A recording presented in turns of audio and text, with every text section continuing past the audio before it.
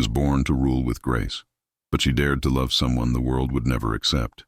What happens when a forbidden heart threatens a royal future? Thank you so much for watching and for all your comments. Let me know at the end if you liked the story, and where you're watching from and why you're following this. The winter winds howled through the stone corridors of Ravenshire Castle, carrying with them the scent of pine and snow from the surrounding forests of northern England. The ancient fortress stood proud against the gray December sky, its towers reaching upward like giant sentinels guarding the realm. Within these cold stone walls, a kingdom thrived under the rule of King Harold Greymont, a stern but just monarch whose reign had brought prosperity to the land for nearly 3 decades. Princess Elara Greymont stood at the narrow window of her chambers, watching the courtyard below with eyes the color of storm clouds. At 22 years of age, she possessed a beauty that had become legendary throughout the kingdom. Her hair fell in waves of deep auburn down to her waist, catching the pale winter light like burnished copper. Her features were delicate yet strong, with high cheekbones and full lips that curved naturally into a gentle smile. She wore a gown of deep emerald wool, layered beneath a surcoat of darker green velvet, trimmed with white fox fur at the collar and cuffs. Silver thread embroidered intricate patterns of leaves and vines along the edges, speaking to her royal status. A heavy cloak of wolf fur hung from her shoulders, necessary against the bitter cold that permeated even the royal quarters.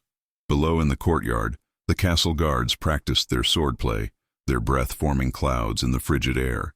Among them stood a figure that drew Elara's attention every day, though she fought against the pull with every fiber of her being. Gareth Ironwood was the captain of the castle guard, a position he had earned through skill, loyalty, and unwavering dedication to the crown. At 26 years old, he stood taller than most men, his broad shoulders and muscular frame a testament to years of training and combat. His hair was dark as a raven's wing, falling just past his shoulders, often tied back with a leather cord when he trained. His face was ruggedly handsome, with a strong jaw covered in dark stubble, a straight nose that had been broken once in battle and healed slightly crooked, and eyes of the deepest brown that seemed to see through to a person's very soul. He wore the guard's uniform with pride, a tunic of thick wool dyed in the royal colors of deep blue and silver, over which he wore a leather breastplate tooled with the kingdom's crest. A heavy cloak of dark blue wool, lined with sheep's wool for warmth, hung from his shoulders, and at his side hung a sword that had belonged to his father before him. Elara watched as Gareth moved through the training exercises with fluid grace, his sword cutting through the air with practiced precision. Each movement was controlled, powerful, deliberate. She had watched him for 2 years now, since the day he had been promoted to captain after saving her younger brother from an assassination attempt. That day, she had looked into his eyes as he knelt before her father to receive his new commission, and something had shifted within her heart, something she had tried desperately to ignore ever since. "My lady, you will catch your death standing by that cold window," came the gentle voice of her handmaiden Beatrice, a woman of 40 years who had served Elara since she was a child. Beatrice carried an armful of fresh linens, her own dress a simple gray wool with a white apron, her graying hair tucked beneath a white coif. Elara turned from the window, forcing a smile. "I was merely observing the changing of the guard, Beatrice. Father insists I understand all aspects of castle security, given the recent troubles with the northern lords." Beatrice's knowing eyes crinkled at the corners. She had served the royal family long enough to recognize when the princess was being less than truthful, but she was too loyal and too wise to speak of it. "Of course, my lady. Shall I prepare your morning tea? The kitchen has just received a shipment of honey from the southern apiaries." "That would be lovely. Thank you." Elara moved away from the window, settling herself into the cushioned chair near the fireplace where a substantial fire crackled and popped, providing some warmth against the winter chill. She picked up her embroidery, a piece she had been working on for weeks, depicting a forest scene with deer and songbirds. It was expected that a princess occupy herself with such refined pursuits, though Elara often found her mind wandering to matters far removed from needlework. As Beatrice left to fetch the tea, Elara's thoughts drifted back to Gareth. It was a dangerous indulgence, she knew. She was a princess, daughter of the king, destined to marry some lord or prince who would bring strategic advantage to the kingdom. Gareth was a guard, born to a family of minor knights with no lands and little wealth. His father had died serving the previous king, and his mother had passed from fever when Gareth was merely 15. He had nothing to offer but his sword arm and his honor, and while those were considerable gifts, they were not enough to bridge the vast chasm that separated their stations in life. Yet despite all logic and reason, despite everything she had been taught since childhood about duty and responsibility, Alara's heart refused to listen. In quiet moments, she remembered the few times they had spoken, brief exchanges in corridors or during official functions. His voice was deep and warm, respectful yet not servile. When he looked at her, she felt seen in a way that no lord or suitor had ever made her feel. There was intelligence in his eyes, and kindness, and a strength that went beyond physical prowess. She remembered the feast 3 months ago, when Lord Reginald Ashford had drunk too much wine and become aggressive in his courtship, cornering her in an alcove and refusing to accept her polite rejections. Gareth had appeared as if from nowhere, his presence alone enough to make the drunken lord step back. He had not touched Lord Reginald, had not even raised his voice, but something in his stance and the look in his eyes had conveyed an unmistakable warning. The lord had retreated, muttering apologies, and Gareth had escorted Alara back to the main hall with perfect propriety, maintaining a respectful distance yet staying close enough that she felt protected. "You have my gratitude, Captain Ironwood," she had said softly when they reached the hall. "I am sworn to protect the royal family, Your Highness," he had replied, but there had been something in his tone, something warm beneath the formal words, that had made her heart quicken. "Still, I am grateful. Not all men would have handled that situation with such discretion." He had met her eyes then, and for just a moment, the mask of formal propriety had slipped. "Any man who does not treat you with the utmost respect, Your Highness, is a fool who does not deserve to be in your presence." The words had been proper enough, but the way he had said them, the intensity in his gaze, had suggested feelings that went far beyond a guard's duty. Then he had bowed, the moment had passed, and he had returned to his post, leaving Alara with a racing heart and a confusion of emotions she had never experienced before. Beatrice returned with the tea service, the fragrant steam rising from the delicate porcelain cup. "The castle is abuzz with news, my lady," she said as she poured. "Your father has received ambassadors from 3 kingdoms, all seeking to negotiate marriage alliances." Alara's stomach tightened. "I see. Has he mentioned which kingdoms?" "The Duke of Lancaster's son, the Crown Prince of Wessex, and Lord Edmund of Northbridge, who recently inherited his father's considerable estates." Beatrice's voice was gentle, understanding the weight these words carried. "Your father will want to discuss the matter with you soon, I imagine." "Yes, I imagine he will." Alara sipped her tea, the honey sweet on her tongue, though it did little to ease the bitter taste of her situation. She was the king's only daughter, a valuable political asset. Her marriage would strengthen alliances, secure borders, bring wealth or military support to the kingdom. What she wanted, what her heart desired, was irrelevant in the great game of power and politics. "If I may speak freely, my lady?" Beatrice asked softly. "You know you may always speak your mind with me, Beatrice." The older woman sat down in the chair opposite, her lined face full of compassion. "I have watched you grow from a babe to the remarkable woman you are today. I have seen you study statecraft and diplomacy, learn 4 languages, and master skills that would shame many lords. You are intelligent, kind, and strong. Whatever choice you must make, I know you will make it with wisdom and courage. But what if wisdom and courage are not enough?" Alara set down her cup, her control slipping for just a moment. "What if the choice is between duty and—" She stopped herself, unwilling to voice the dangerous thought. Beatrice reached across and took her hand. "Then you must remember who you are, my lady. You are Princess Alara Greymont, and that name carries weight and responsibility. But you are also a woman with a heart that deserves happiness. Somewhere, there must be a balance." Before Alara could respond, a sharp knock sounded at the door. Beatrice rose to answer it, and a young page entered, bowing deeply. "Your Highness, the king requests your presence in his private study at once." Alara's heart sank. The time had come then. She rose, smoothing her gown and adjusting her cloak. "Tell my father I will attend him presently." The page bowed again and departed. Alara took a deep breath, steadying herself. She was a princess, trained from birth to fulfill her duty. She could do this. She must do this. As she made her way through the stone corridors toward her father's study, Servants bowed and stepped aside. Guards saluted as she passed. Tapestries depicting great battles and royal lineages hung on the walls, constant reminders of the history and legacy she was born to uphold. The castle was a labyrinth of passages, some wide and grand, others narrow and utilitarian. Torches burned in iron sconces, their light flickering against the gray stone. The floors were covered with rushes mixed with dried herbs to combat the cold and damp, and here and there, rich carpets from distant lands added splashes of color and warmth. She descended a wide staircase, her hand trailing along the cold stone wall for balance. Through arrow-slit windows, she caught glimpses of the courtyard below, and there was Gareth again, now instructing a group of younger guards in defensive techniques. Even from this distance, even from this angle, she could pick him out immediately, as if her eyes were drawn to him by some invisible force she could not control. It was madness. It was impossible. It was forbidden. And yet, her heart insisted on feeling what it felt. She reached her father's study, a room located in one of the castle's older towers.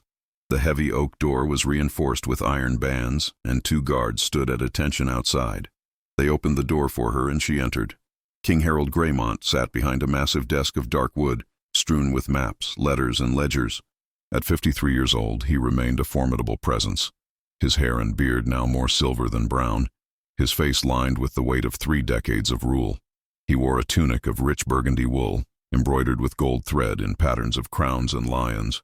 A heavy chain of gold sat across his shoulders, the symbol of his office, and though he wore no crown in the privacy of his study, his bearing left no doubt of his authority. His eyes, the same storm gray as his daughter's, looked up as she entered, and something in them softened. "Ilara, my daughter, come, sit." He gestured to a chair upholstered in dark leather before his desk. "We have matters of great importance to discuss." Ilara moved gracefully across the study, her gown rustling softly against the stone floor. She settled into the leather chair, folding her hands in her lap with the practiced composure of a princess, though her heart hammered against her ribs. The fire in the hearth crackled, casting dancing shadows across the room filled with the accumulated knowledge of generations. Shelves lined the walls, packed with leather-bound volumes, scrolls tied with ribbon, and various artifacts from her father's long reign. King Harold studied his daughter for a long moment, his weathered hands clasped before him on the desk. The silence stretched between them, heavy with unspoken words and inevitable truths. Finally he spoke, his voice carrying the weight of authority tempered with paternal affection. "You know why I have summoned you, Ilara. You are not a child, and I have never treated you as such.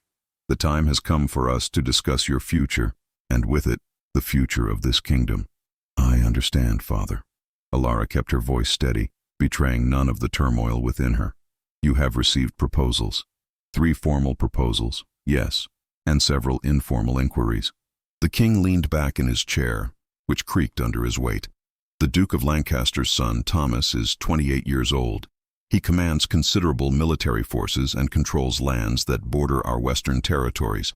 An alliance with Lancaster would secure our western border and provide us with additional troops should the northern lords continue their agitation.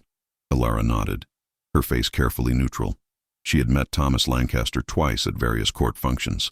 He was pleasant enough, educated and well-mannered, but there had been a coldness in his eyes that had made her uncomfortable. He had looked at her the way one might assess a prized horse, evaluating her worth in purely practical terms. "The Crown Prince of Wessex, Richard, is 25, her father continued. "A marriage to him would unite our kingdoms, creating one of the most powerful realms in all of England. His father, King William, is aging and in poor health. Within a few years, Richard will be king, and you would be queen." The prospect should have thrilled her. To be a queen, to wield such power and influence, was beyond what most women could ever dream of achieving. Yet the thought filled her with a creeping dread that she could not fully explain, even to herself. "And the third?" she asked quietly. "Lord Edmund of Northbridge. He is 32, recently widowed, with no children from his first marriage. His lands are vast and wealthy. His coffers overflow with gold from trade routes he controls. He is known as a fair and just lord, well liked by his people." King Harold paused, watching his daughter's reaction. "He has also expressed genuine interest in you as a person, not merely as a political alliance. His letters speak of your intelligence and grace, qualities he values highly. Ilara felt a pang of guilt. Lord Edmund seemed, by all accounts, to be a good man. Perhaps she could learn to care for him, to find contentment if not passion in such a union. Many marriages of state had led to genuine affection over time. Perhaps hers could be the same. "What do you wish me to do, father?" she asked, meeting his eyes directly. King Harold stood, moving to the window that overlooked the eastern gardens, now barren and covered in snow. He clasped his hands behind his back, his silhouette dark against the pale winter light. "I wish for you to be happy, Ilara, but I am a king before I am a father, and you are a princess before you are my daughter. Our personal desires must sometimes bend to the needs of the realm. I understand my duty, father. I have always understood it." He turned to face her, and for a moment she saw not the king, but simply a father, worried for his child's well-being. "Do you, Ilara? Do you truly understand what I am asking of you? To bind yourself to a man you may not love? To live a life dictated by politics and strategy rather than desire? I have been fortunate in my own marriage. Your mother and I grew to love each other deeply, but we began as strangers thrown together by circumstance. Not all are so blessed." Ilara rose from her chair, moved by the rare vulnerability in her father's voice. "You have given me the finest education, the best teachers, and raised me to understand the weight of the crown, even though I will never wear one myself. I am prepared to do what is necessary for the kingdom, but are you prepared to sacrifice your heart?" The question hung in the air between them, sharp and painful. Ilara's composure wavered for just a moment. Did he know? Could he somehow sense the forbidden feelings she harbored? "My heart belongs to this kingdom and to my family, father. It always has." King Harold searched her face, his keen eyes missing nothing. After a long moment, he sighed deeply. "I am giving you 1 month, Ilara. 1 month to consider these proposals, to meet with each of the suitors if you wish, and to make your choice. Or, if you prefer, I will make the choice for you based on what I believe to be in the kingdom's best interest. But I want you to have this time, this opportunity, to have some say in your own fate." "Thank you, father." "That is more than many princesses receive." She meant it sincerely. Some rulers would have simply announced her betrothal without any consultation whatsoever. "You are dismissed." "But Ilara?" he called as she moved toward the door. "Remember that the choices we make echo through generations. Choose wisely, but also choose with awareness of all that hangs in the balance." She curtsied, a formal acknowledgement of his words, and left the study. The guards closed the door behind her, and she stood for a moment in the corridor, allowing herself to simply breathe. 1 month, 30 days to decide the course of her entire life. Her feet carried her through the castle without conscious thought, and she found herself descending to the lower levels, drawn by an impulse she could not name. The stone walls here were older, rougher, the passages narrower. This was the working heart of the castle, where servants and guards moved with purpose, where the business of keeping the fortress running happened far from the elegant halls above. She emerged into a covered walkway that overlooked the training yard. From this vantage point, she could observe without being immediately noticed, shielded by a stone pillar. Below, Gareth was now engaged in a sparring match with Sir Marcus, the weapons master. Both men wielded wooden practice swords, but even dulled, the weapons could break bones if wielded carelessly. They moved in a deadly dance, attack and counter, block and strike. Gareth's movements were fluid and powerful, his muscles rippling beneath his wool tunic as he fought.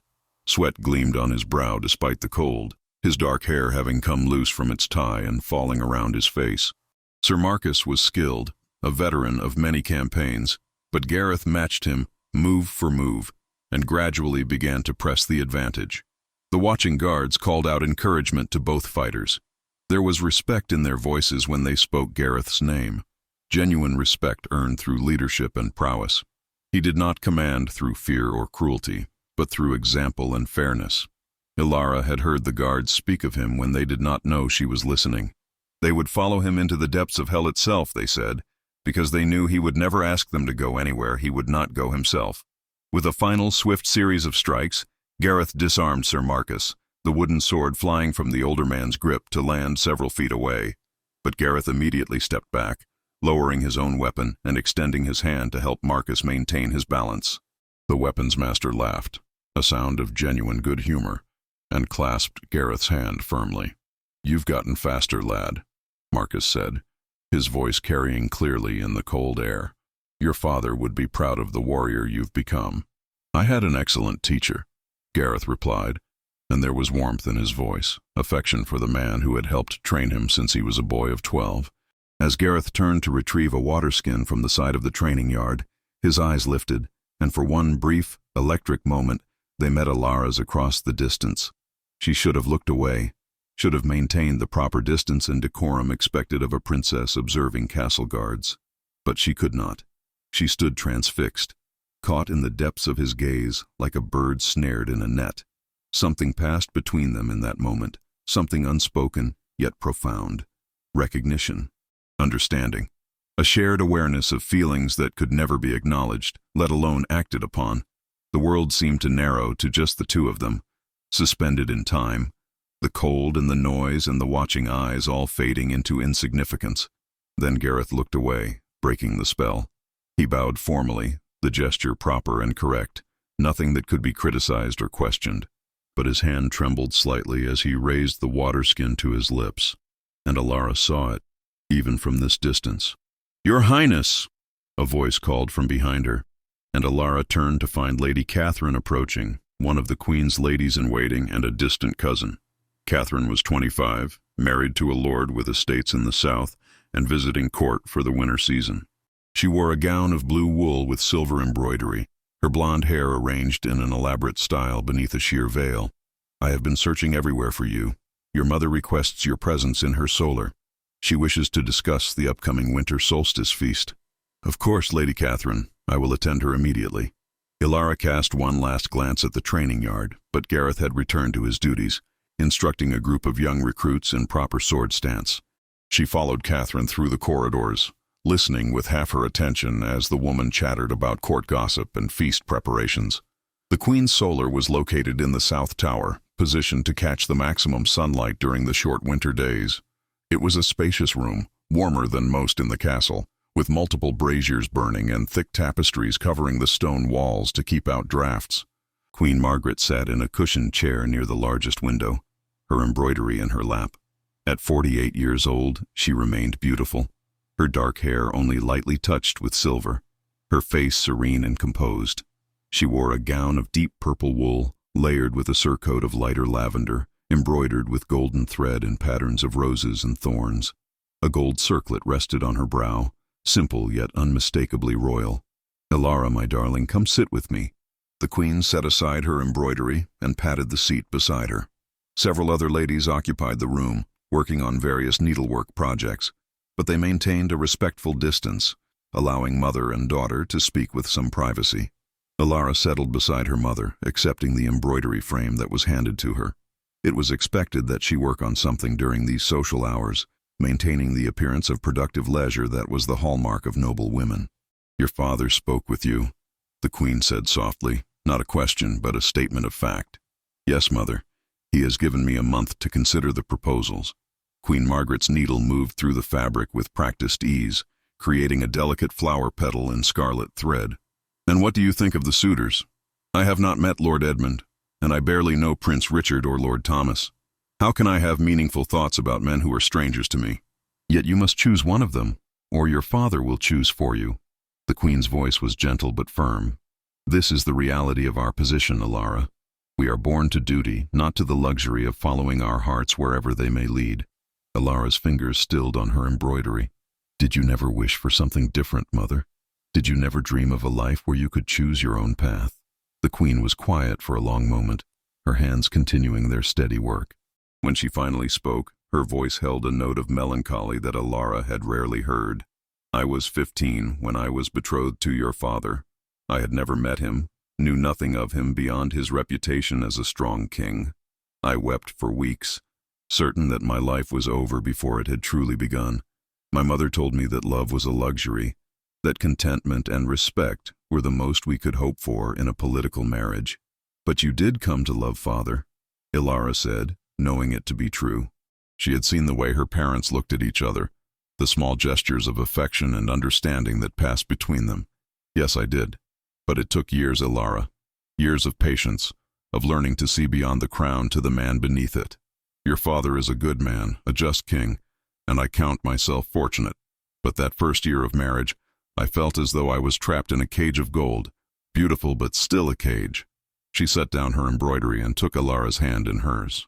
"I tell you this not to frighten you, but to help you understand. The path ahead will not be easy, but it can lead to happiness if you are willing to be patient and to find joy in duty well fulfilled. And if my heart already belongs to someone else?" The words escaped before Ilara could stop them, and she immediately regretted the admission. The queen's grip on her hand tightened. "Then you must put that aside, as painful as it may be. A princess cannot afford to indulge in impossible loves. It will only lead to heartbreak and dishonor." Her eyes searched Ilara's face, concern evident in their depths. "Tell me this person is at least appropriate to your station, someone we could consider." Ilara could not meet her mother's gaze. The silence was answer enough. "Oh, Ilara." The queen's voice was filled with sorrow. "My darling girl, you must be careful. Such feelings, if discovered, could bring scandal not only to you, but to this entire family. You could be sent away to a convent or married off immediately to the first available lord to avoid rumors. Promise me you will be discreet, that you will do nothing to jeopardize your future or this kingdom's stability." "I have done nothing wrong, mother. I have been entirely proper in all my conduct." It was true, technically, though her thoughts and feelings were anything but proper. "I know you have, my darling. You are intelligent and careful, but the heart can betray us in ways we do not expect. Be vigilant, not only of your actions, but of your expressions, your eyes when you look upon this person. The court watches everything, and tongues wag with the slightest provocation." The warning in her mother's words haunted Ilara throughout the following days. She became acutely aware of every glance, every gesture, every moment when her eyes might betray what her lips could never speak. The castle, which had always felt like home, now seemed full of watching eyes and listening ears. Courtiers moved through the halls like colorful birds, their elaborate clothing rustling with each step, their conversations stopping abruptly when she passed, only to resume in hushed whispers once they thought her out of earshot. The winter solstice feast was now only a week away, and the castle buzzed with preparations. Servants carried armfuls of holly and evergreen boughs to decorate the great hall. The kitchens worked day and night preparing elaborate dishes that would showcase the kingdom's prosperity. Minstrels arrived from distant lands, their instruments carefully wrapped against the cold, eager to perform for the royal court. Nobles from across the realm began arriving, their entourages filling the castle to capacity, requiring the opening of guest wings that had been closed for the winter. Among the arriving guests were the 3 suitors. Lord Edmund of Northbridge arrived first, on a cold morning when frost painted intricate patterns on the castle windows. Ilara watched from the great hall as his party rode through the gates, banners bearing his family crest snapping in the wind. He rode at the head of his men, sitting his horse with easy confidence. Even from a distance, she could see he was tall and well-built, his bearing that of a man comfortable with authority. King Harold received him formally in the throne room, with Ilara standing at her father's right hand, as was proper for the heir's sister and the king's only daughter. She wore her finest gown for the occasion, deep crimson wool layered beneath a surcoat of gold brocade, the colors of the royal house.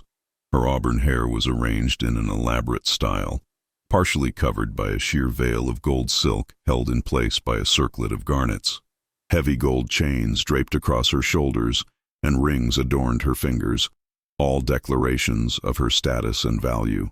Lord Edmund approached the throne and knelt, his dark blue cloak pooling around him on the stone floor. When he rose at the king's command and his eyes met Ilara's for the first time, she found herself studying him carefully. He was indeed handsome, with strong features and kind brown eyes. His hair was dark blonde, cut shorter than was fashionable, and his face was clean-shaven, revealing a strong jaw and a mouth that curved easily into a smile. He wore rich clothing, a tunic of deep green velvet over a shirt of fine linen, with a belt of tooled leather from which hung a sword with a jeweled pommel. Everything about him spoke of wealth, power, and good breeding. "Your Majesty, I am honored by your hospitality," Edmund said, his voice deep and pleasant. "I have brought gifts from my lands, tokens of respect and friendship." He gestured, and servants came forward bearing chests of offerings, fine cloth, exotic spices, worked gold and silver, and a magnificent white hunting falcon that drew appreciative murmurs from the assembled court. "Your generosity is noted and appreciated, Lord Edmund," King Harold replied. "You and your men are welcome in Ravenshire Castle. My steward will see you to your chambers. Tonight you will join us for dinner, and we may become better acquainted." Edmund bowed again, but before he withdrew, his gaze returned to Alara. "Your Highness, if I may be so bold, the rumors of your beauty do not do you justice. I look forward to the opportunity to speak with you, should you grant me that honor." "You are most kind, Lord Edmund," Alara replied, her voice perfectly modulated, her expression pleasant but not encouraging. "I am certain we will have occasion to converse during your stay." As Edmund withdrew with the steward, King Harold leaned slightly toward his daughter. "He seems a decent man, well-mannered, respectful. You could do far worse."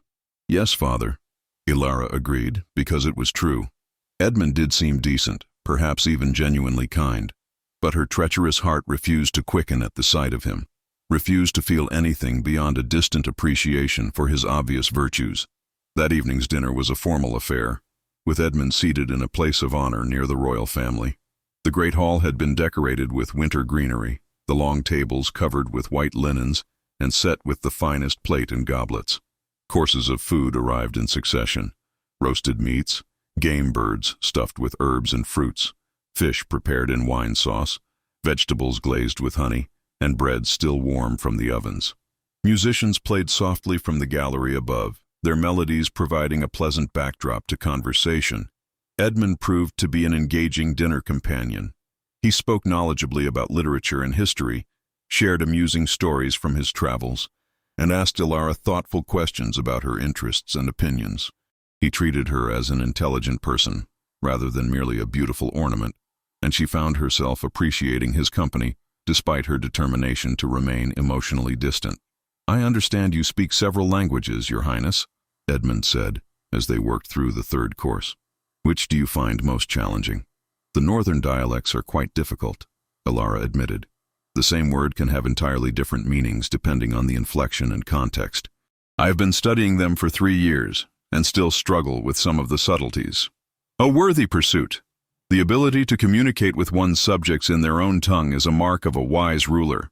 My father never bothered to learn the common speech of our lands, and I believe it cost him the genuine affection of his people. They respected his authority, but never loved him." Edmund paused, seeming to choose his next words carefully. "If I may speak plainly, Your Highness, I am not here merely to form a political alliance, though I acknowledge that is part of why your father entertains my suit. I am here because I have heard accounts of your character, your intelligence, and your compassion. I have been married before, as you know, and it was a union arranged for political convenience. My late wife was a good woman, but we were strangers who remained strangers throughout our marriage. I do not wish to repeat that experience. If you and I are to wed, I would hope we might at least become friends, partners who respect and support one another." His honesty surprised her. It would have been easier if he had been arrogant or crude, someone she could easily dismiss. Instead, he was offering her something rare: the possibility of a marriage based on genuine partnership rather than mere obligation. It was more than most women in her position could hope for. "I appreciate your candor, Lord Edmund," she replied carefully.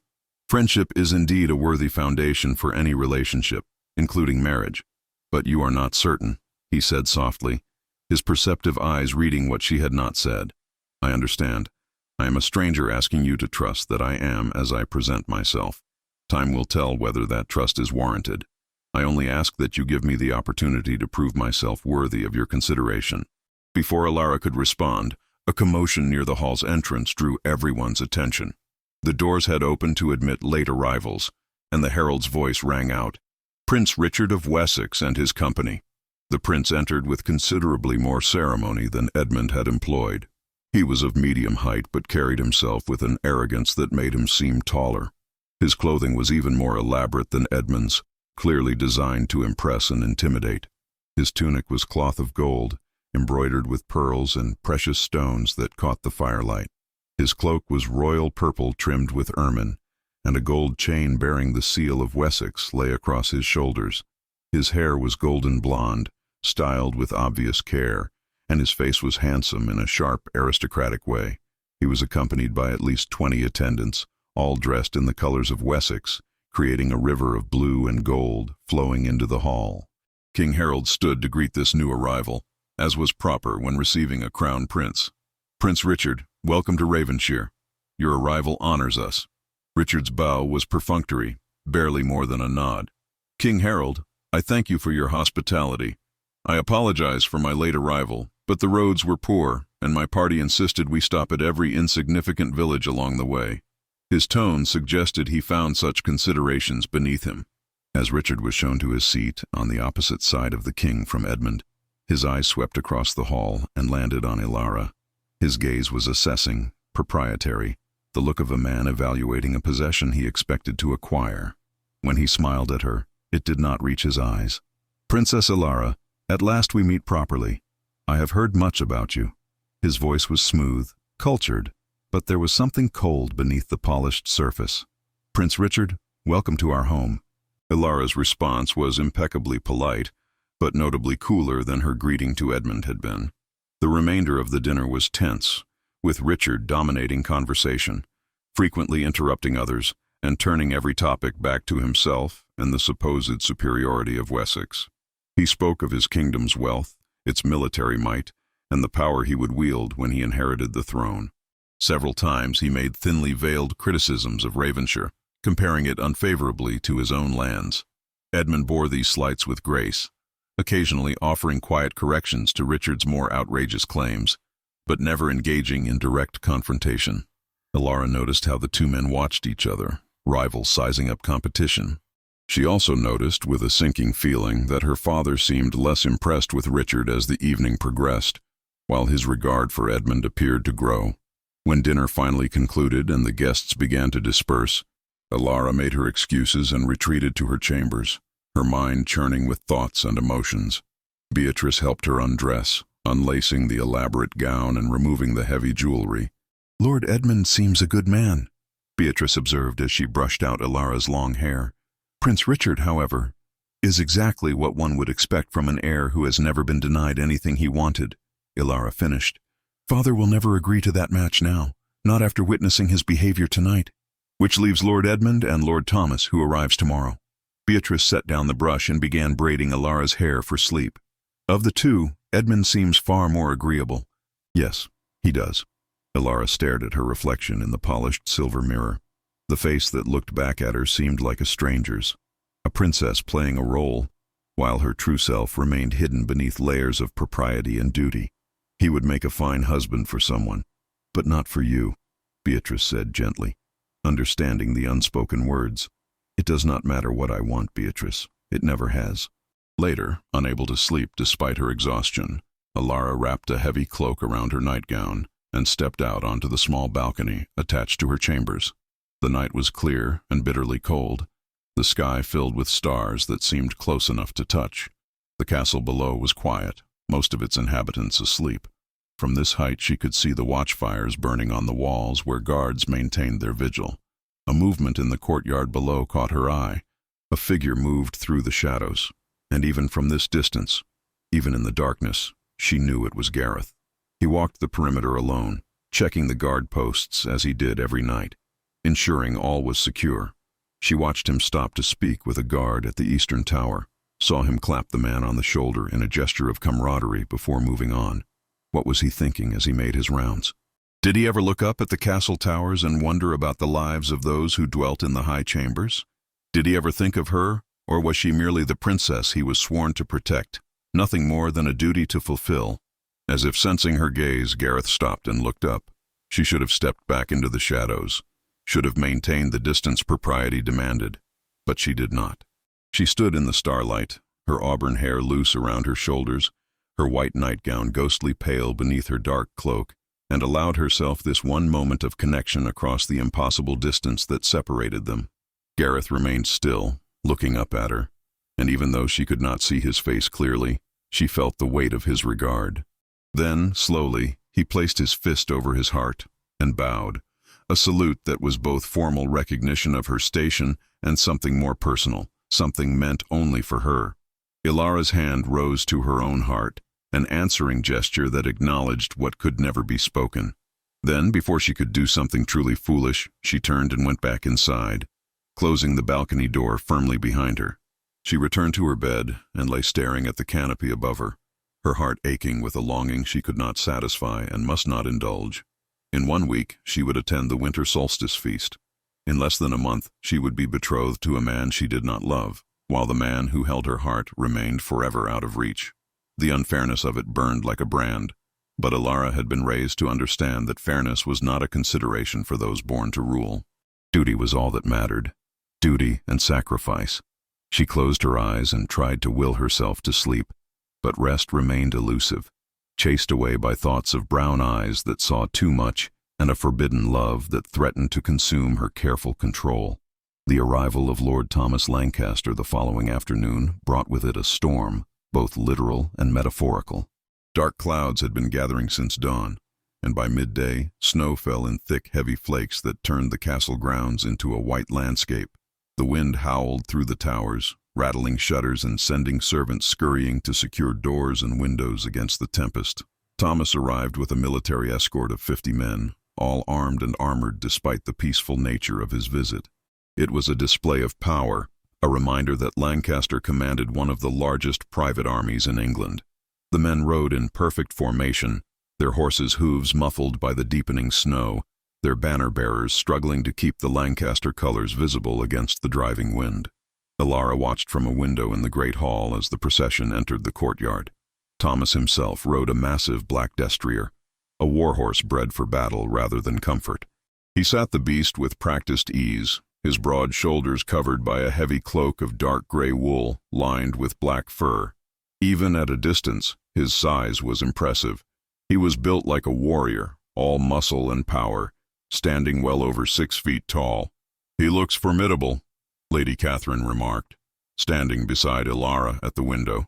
"They say he has never lost a battle, that his enemies flee at the mere sight of his forces on the field." "Military prowess does not necessarily translate to skill in governing or in marriage," Ilara replied, though she continued to watch as Thomas dismounted and spoke with his captains. His movements were efficient, controlled, those of a man accustomed to command and instant obedience.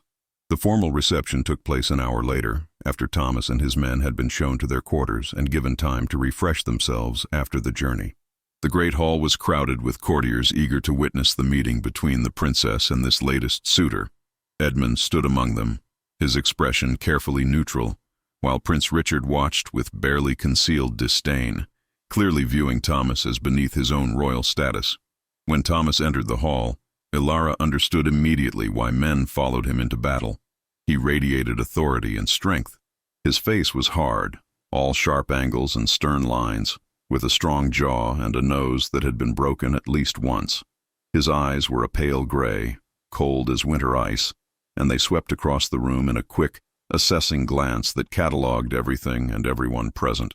His hair was light brown, cut military short, and unlike the other nobles, he wore no ornamental jewelry save for a single ring bearing his family seal. His clothing was fine but practical, a tunic of deep blue wool over a shirt of chainmail that glinted beneath, a leather belt from which hung a sword that was clearly a weapon of war rather than ceremony. He knelt before King Harold with military precision, his head bowed. "Your Majesty, I come as petitioner and servant to the crown. My sword, my lands, and my loyalty are yours to command.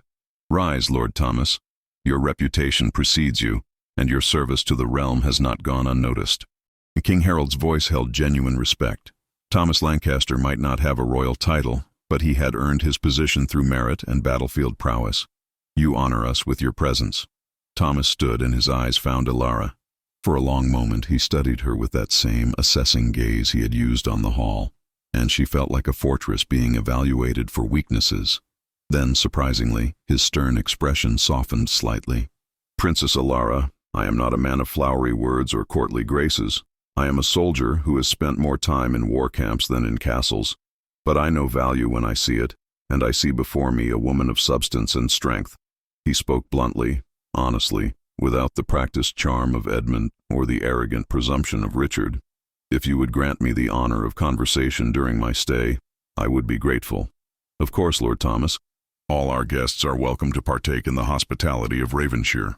Ilara's response was diplomatic, giving nothing away of her thoughts. That evening, King Harold arranged for a more intimate gathering in one of the castle's smaller halls. The three suitors, along with Queen Margaret, Alara, and several trusted advisors, dined together in an atmosphere that was less formal than the previous night's feast. It was, Alara realized, her father's way of allowing her to observe the men in closer quarters, to better understand their characters.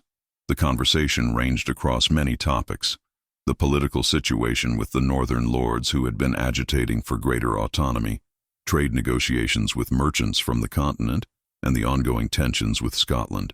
Edmund contributed thoughtful insights, drawing on his experience managing his own extensive lands.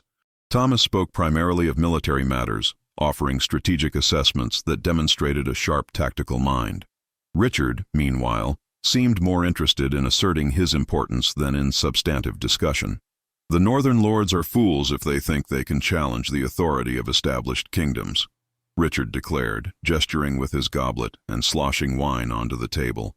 A show of force, a few hangings, and they would fall back into line quickly enough, or such actions might drive them to open rebellion, Edmund countered quietly. Fear and intimidation can enforce compliance, but they rarely inspire loyalty. The northern lords have legitimate grievances regarding taxation and representation. Addressing those concerns might prove more effective than the sword. Spoken like a man who has never commanded troops in battle, Richard sneered. You merchants and landholders understand coin, but not the reality of power. Thomas's cold eyes fixed on Richard with an intensity that made the prince shift uncomfortably. Lord Edmund has the right of it. I have fought in more campaigns than you have attended feasts, Prince Richard, and I can tell you that the sword should be the last resort, not the first. Every man you kill creates a family with reason to hate you. Every village you burn makes 10 more determined to resist. Military might has its place, but sustainable rule requires more than just the ability to crush opposition. The rebuke was delivered calmly, but its impact was evident. Richard's face flushed with anger and embarrassment. You forget yourself, Lancaster. I am a crown prince, and you are merely a lord. I forget nothing, including the fact that a title without the wisdom to wield it well is meaningless. Thomas took a measured drink from his goblet, his expression unchanged. Your Highness. King Harold intervened before the situation could escalate further. Gentlemen, we are all friends here, united in our desire to serve the realm's interests. Let us remember that we share common goals, even if we may disagree on methods. The tension eased somewhat, but the damage was done. Richard had revealed himself as petulant and inexperienced, while Thomas had demonstrated both his tactical knowledge and his willingness to speak uncomfortable truths. Edmund, by contrast, had proven himself a voice of reason and diplomacy. After dinner, as the gathering was breaking up, Edmund approached Alara. Your Highness, the storm has passed, and the night is clear. Would you do me the honor of walking with me in the garden? I give you my word as a gentleman that I will observe all proper protocols, and we can bring your handmaiden as chaperone if you wish. It was a reasonable request, and refusing would have been rude. Alara agreed, and moments later found herself wrapped in her warmest cloak, walking beside Edmund through the snow-covered gardens with Beatrice following at a discreet distance. The sky had indeed cleared, revealing a vast expanse of stars, and the fresh snow crunched beneath their boots. I must apologize for the scene at dinner, Edmund said as they walked. Prince Richard's remarks were uncalled for, and Lord Thomas, while correct in his points, perhaps could have delivered them with more tact. You have nothing to apologize for. You comported yourself admirably. Alara pulled her cloak tighter against the cold. Your perspective on the northern situation was insightful. I have learned through experience that ruling is as much about listening as commanding. My father ruled through fear, as I mentioned before, and when he died, there was no genuine mourning among our people, only relief. Edmund stopped walking and turned to face her, his expression serious in the starlight. Princess Alara, I want to be honest with you about my intentions and my character. I am not a perfect man. I have made mistakes, I can be stubborn, and I sometimes become so focused on administrative matters that I neglect the personal relationships that give life meaning. My first wife tried to tell me this, but I was too proud to listen. I do not wish to repeat those failures. His vulnerability was disarming. Alara found herself responding to his honesty with her own. Lord Edmund, you are kind, intelligent, and thoughtful. Any woman would be fortunate to be your wife, but I must be equally honest with you. My heart is not free to give, though duty may require me to marry regardless. It would not be fair to you to pretend otherwise." Edmund was quiet for a long moment, his breath forming clouds in the cold air. "I see. May I ask if this attachment is to someone you could marry, should circumstances allow?" "No, it is entirely impossible." "Then we are both trapped by circumstance, you and I." He smiled sadly. "Perhaps that shared understanding could be its own foundation. I do not ask for your love, Princess Alara. I have known love once, with my first wife in the early days before my neglect drove a wedge between us. I know it cannot be commanded or manufactured, but I do ask for your respect, your partnership, and the chance to build something meaningful together, even if it is not passionate romance. You are remarkably understanding, Lord Edmund. I am practical, Your Highness, and I am old enough to know that few marriages begin with love, but many grow into it over time. I am willing to wait, to hope, and to work toward that possibility." He offered her his arm. "Now let us return inside before we both freeze, and let us say no more of such weighty matters tonight." As they walked back toward the castle, Ilara caught sight of a figure standing in the shadows near the guard tower. Even without seeing his face clearly, she knew it was Gareth, watching over her as he always did. Had he seen her walking with Edmund? Did it pain him, as it pained her? The following days passed in a blur of social obligations and formal gatherings. Each of the suitors sought time with Alara, opportunities to press their suits. Richard's attempts were marked by arrogant presumption, speaking of their future as though it were already decided, planning out her life without asking her opinion. Thomas, surprisingly, proved to be better company than she had expected. Beneath his stern military exterior lay a dry wit and an appreciation for history and strategy. He spoke to her as an intellectual equal, seeking her views on complex matters rather than simply dictating his own. But it was Edmund who most consistently demonstrated the qualities of a true partner. He brought her books from his personal library when he learned of her interest in northern dialects. He engaged her in discussions that challenged her thinking. He was unfailingly respectful of her space and her opinions. If she had to choose, if her heart were not already given to another, Edmund would be the clear choice. Yet every night she found herself drawn to her balcony, looking down at the courtyard where Gareth made his rounds. And every night he would pause in his patrol and look up at her, that silent acknowledgement passing between them like a prayer offered to a distant star, beautiful and unreachable. 1 week before the winter solstice feast, Alara received a message from her father requesting her presence in his study. She knew what was coming. Time was running short, and decisions had to be made. King Harold stood by the window when she entered, his posture that of a man bearing heavy burdens. "Ilara, we must speak plainly now. The feast approaches, and with it the expectation of an announcement. Have you reached a decision?" "Father, She struggled to find words that would not betray her true feelings. "Lord Edmund is the worthiest of the three. If I must marry, he would be the most suitable match. But you do not wish to marry him," the king observed, "nor any of them." Alara could not bring herself to lie directly to her father. "I will do my duty, father. I will marry whomever you choose and do my best to be a good wife and serve the kingdom's interests. That is not what I asked." King Harold turned from the window and crossed to where she stood. He took her hands in his, and she was startled to see tears in his eyes. "My daughter, my precious child, I have tried my entire life to balance being a good king with being a good father.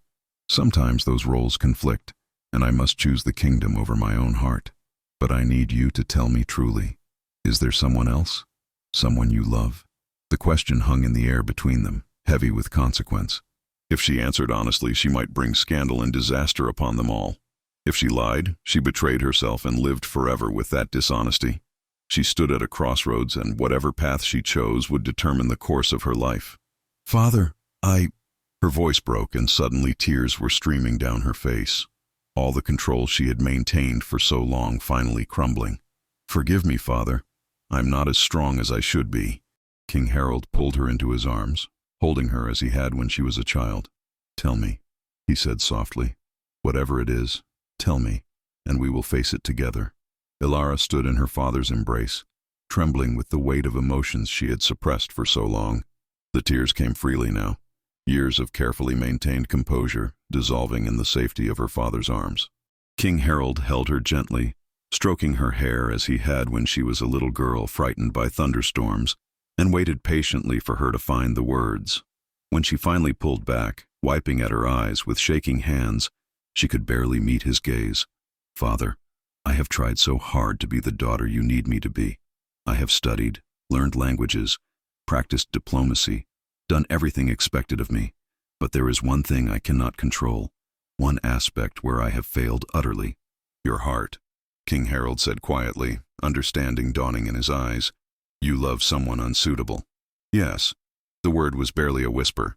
"I have fought against it, denied it, tried to bury it beneath duty and responsibility. But it remains, constant and unchanging, like the stars in the sky. I know it is foolish, impossible, wrong even. But I cannot seem to stop feeling what I feel." The king guided her to the chairs near the fireplace, and they sat together in the dancing firelight. His face was grave but not angry, thoughtful rather than condemning. "How long have you felt this way?" 2 years, since the day he saved Christopher from the assassins." She did not say the name, but the reference to her younger brother's rescue made the identity clear. King Harold's eyes widened slightly. "Captain Ironwood?" "Yes." Alara's voice was steadier now, the confession bringing a strange sense of relief despite the terror of what might follow. "I know it is impossible, Father. I know the gulf between our stations is too vast to bridge. I have done nothing improper, said nothing to him, given no indication of my feelings. I have been entirely correct in all my conduct. But he knows," the king said, not a question but a statement. "Men like Gareth Ironwood are not fools. He would have to be blind not to see how you look at him." Ilara's heart clenched with fresh fear. "Has there been talk? Has anyone else noticed?" "If there has been gossip, it has not reached my ears, though that means little. The court keeps its secrets well." King Harold leaned back in his chair, his expression thoughtful. "Tell me about him, Ilara. Not his service record, which I know well, but what you see in him that has captured your heart so completely." The question surprised her. She had expected anger, perhaps even rage at her foolishness. Instead, her father seemed genuinely interested in understanding.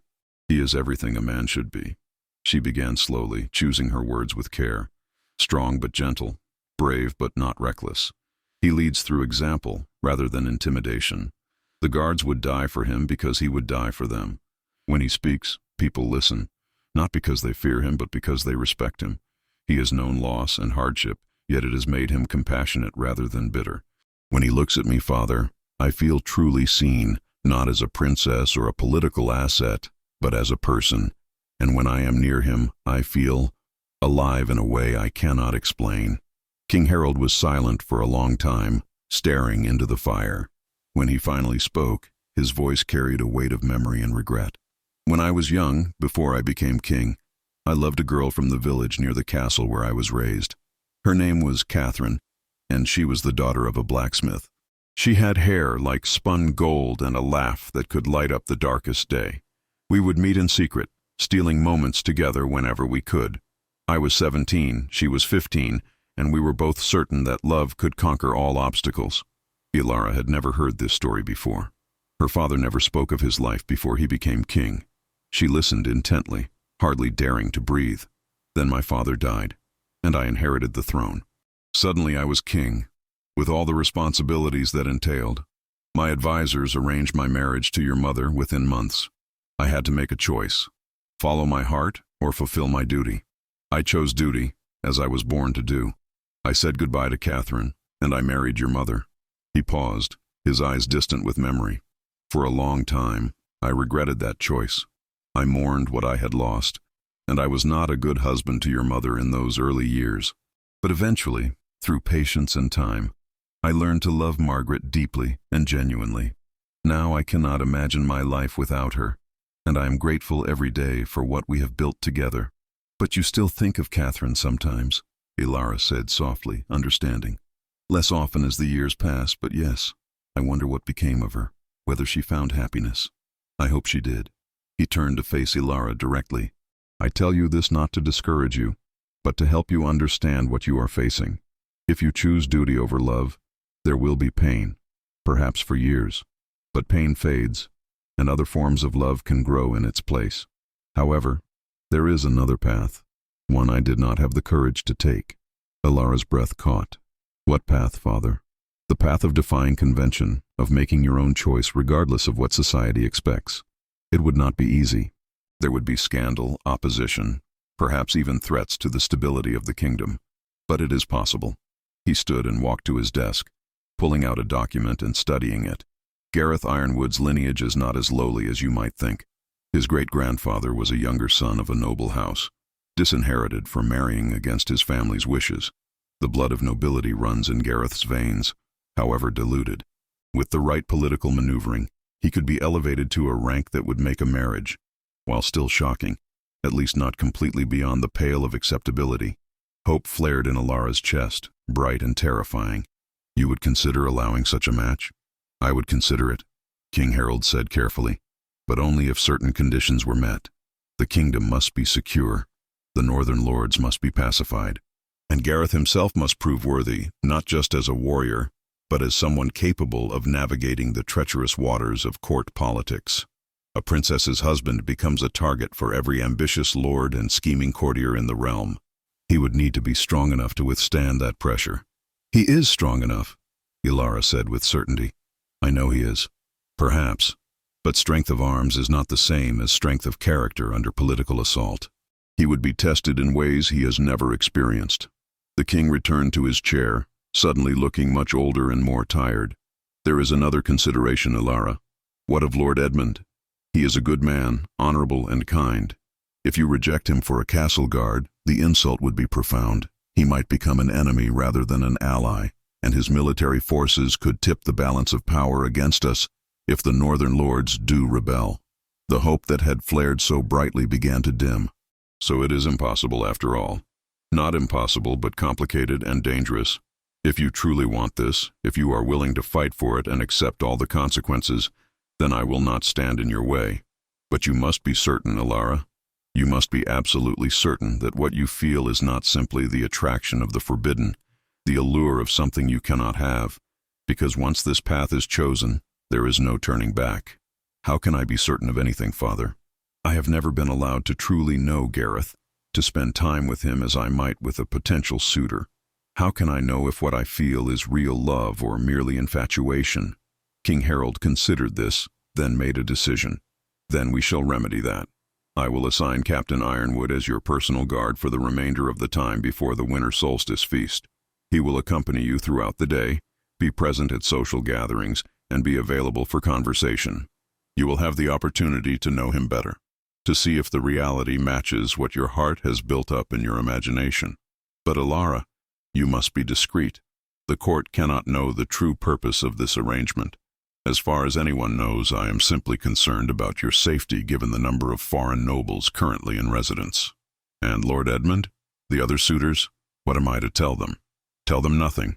Continue to entertain their suits. Continue to be gracious and appropriate. If, after this trial period, you still feel the same way about Gareth, and if he returns your feelings, then we will deal with the political consequences. But if you discover that your feelings were based more on fantasy than reality, or if Gareth does not share your sentiments, then you will have lost nothing and gained the clarity needed to make your choice among the official suitors. It was more than Alara had dared hope for, yet also terrifying in its implications. She would have time with Gareth, but she would also have to face the possibility that her feelings were one-sided, or that the man she loved from a distance might disappoint her upon closer acquaintance. When would this arrangement begin? Tomorrow morning. I will inform Captain Ironwood tonight that he is being temporarily reassigned to serve as your personal guard. I will make it clear that his duty is to protect you and to be available should you need anything, but I will not tell him the true reason for the assignment. If he has feelings for you, this will test them. If he does not, then you will learn that as well. Alara's hands twisted in her lap, anxiety and anticipation warring within her. What if we both feel the same way? What if we confirm what my heart already tells me is true? What then, Father? Will you truly allow me to choose him? If you both feel the same way, and if Gareth proves himself capable of handling the role he would be taking on, and if the political situation can be managed without catastrophic consequences, then yes, I will allow it. But those are significant conditions, Alara. Do not allow hope to blind you to the very real obstacles that remain. I understand, Father. Thank you for even considering this possibility. I know what it costs you, What risks you are taking by allowing this." King Harold stood and drew his daughter to her feet, embracing her once more. "You are my only daughter, Ilara, and I want you to be happy. I failed to choose my own happiness when I was young, and while I do not ultimately regret the path I took, I wonder sometimes what might have been. I do not wish you to spend your life wondering. You deserve the chance to know, to truly know, before you commit yourself to a life of duty and sacrifice." Ilara clung to her father, overwhelmed by gratitude and love for this man who was trying so hard to balance his role as king with his heart as a father. "I love you, father. Whatever happens, whatever I ultimately choose, I want you to know that. And I love you, my darling girl. Now go, get some rest. Tomorrow begins a new chapter, and you will need all your strength and wisdom for what lies ahead." Ilara left the study with her heart racing and her mind spinning. As she walked through the corridors back to her chambers, she barely saw the servants who bowed or the courtiers who greeted her. Her entire world had shifted on its axis. Tomorrow, Gareth would become her personal guard. Tomorrow, she would have the opportunity to truly know him, to speak with him, to discover if the connection she felt was real or imagined. When she reached her chambers, Beatrice was waiting with a worried expression. "My lady, you've been crying. What has happened?" Ilara sank into a chair, suddenly exhausted. "Everything has changed, Beatrice. My father knows about my feelings for Captain Ironwood, and he has agreed to give me time to determine if those feelings are real before I must make my final choice among the suitors." Beatrice's eyes widened. "The king knows? Oh, my lady, what did he say? Is he angry?" "He is not angry. He is understanding. More understanding than I ever imagined possible." Ilara related the conversation, watching Beatrice's expression shift from shock to concern to cautious hope. "This is a great gift the king has given you, my lady, but also a great test. You must be very careful.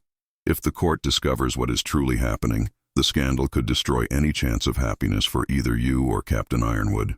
I know. I must be as I have always been, proper and correct in all things, while somehow also finding a way to truly know Gareth's heart and let him know mine. It seems an impossible balance to strike. You are the most intelligent and capable woman I know, my lady. If anyone can navigate these treacherous waters, it is you." Beatrice helped Ilara prepare for bed, braiding her hair and helping her into a warm nightgown. "But my lady, you must also prepare yourself for the possibility that Captain Ironwood may not return your feelings, or that even if he does, the obstacles may prove too great to overcome." "I know." Ilara settled into her bed, but sleep seemed impossibly far away. "But at least I will know the truth one way or another. That is more than most women in my position ever receive." After Beatrice had retired to her own small chamber adjoining Ilara's, the princess lay in the darkness, staring up at the bed canopy and thinking about what tomorrow would bring. For 2 years, she had loved Gareth from a distance, building up an image of him based on glimpses and brief interactions. Now she would have the chance to discover the man behind that image.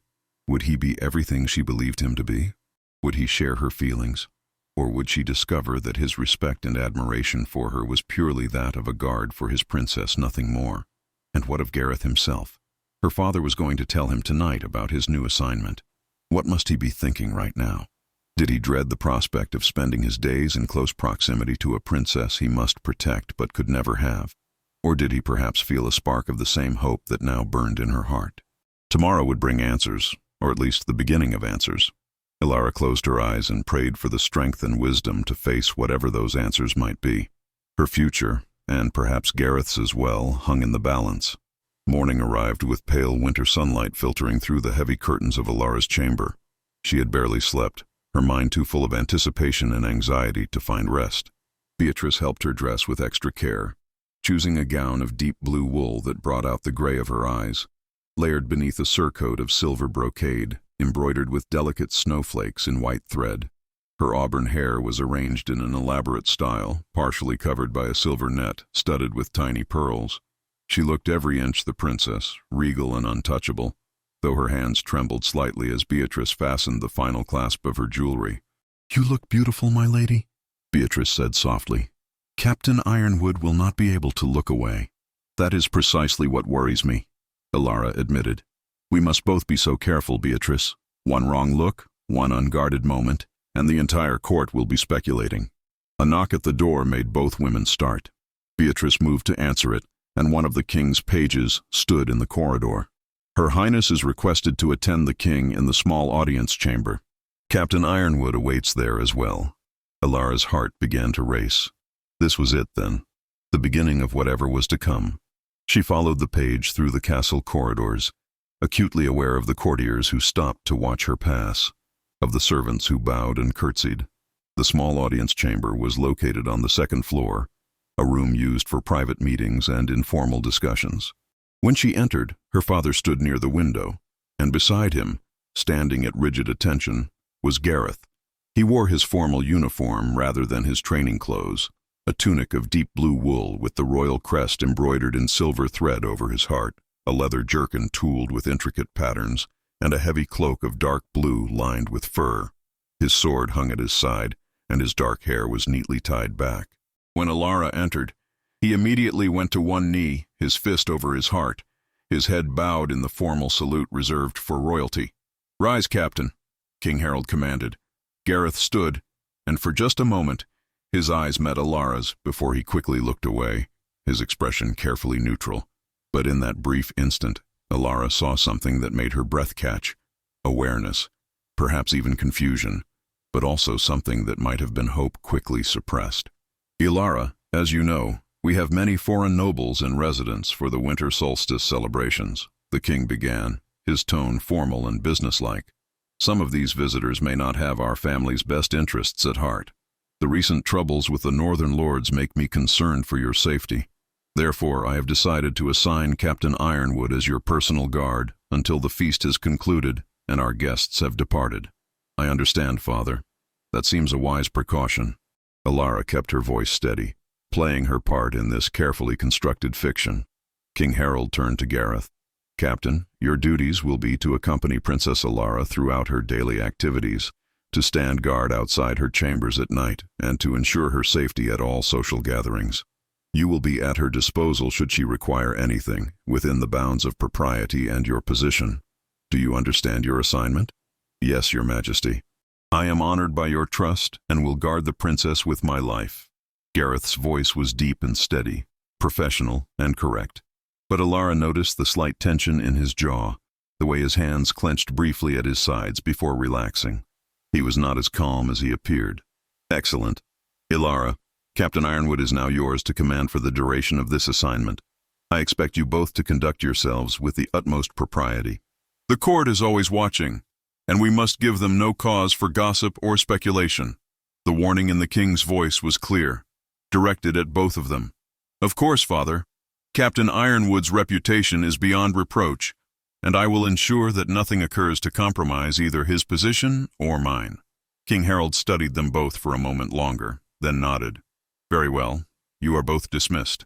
Ilara, I believe you have a meeting with the feast coordinator this morning?" "Yes, Father. We are finalizing the menu and entertainment." It was a mundane duty, the sort of thing expected of a princess, but suddenly it took on new significance. Gareth would be there, present throughout the meeting, and then throughout the rest of her day. They left the audience chamber together, and for the first few moments, neither spoke. The silence stretched between them, heavy with everything that could not be said in the corridors where servants and courtiers might overhear. Gareth walked slightly behind and to her right, the proper position for a guard, maintaining the appropriate distance even as his presence seemed to fill the space around her. Finally, when they reached a section of corridor that was temporarily empty, Ilara spoke softly.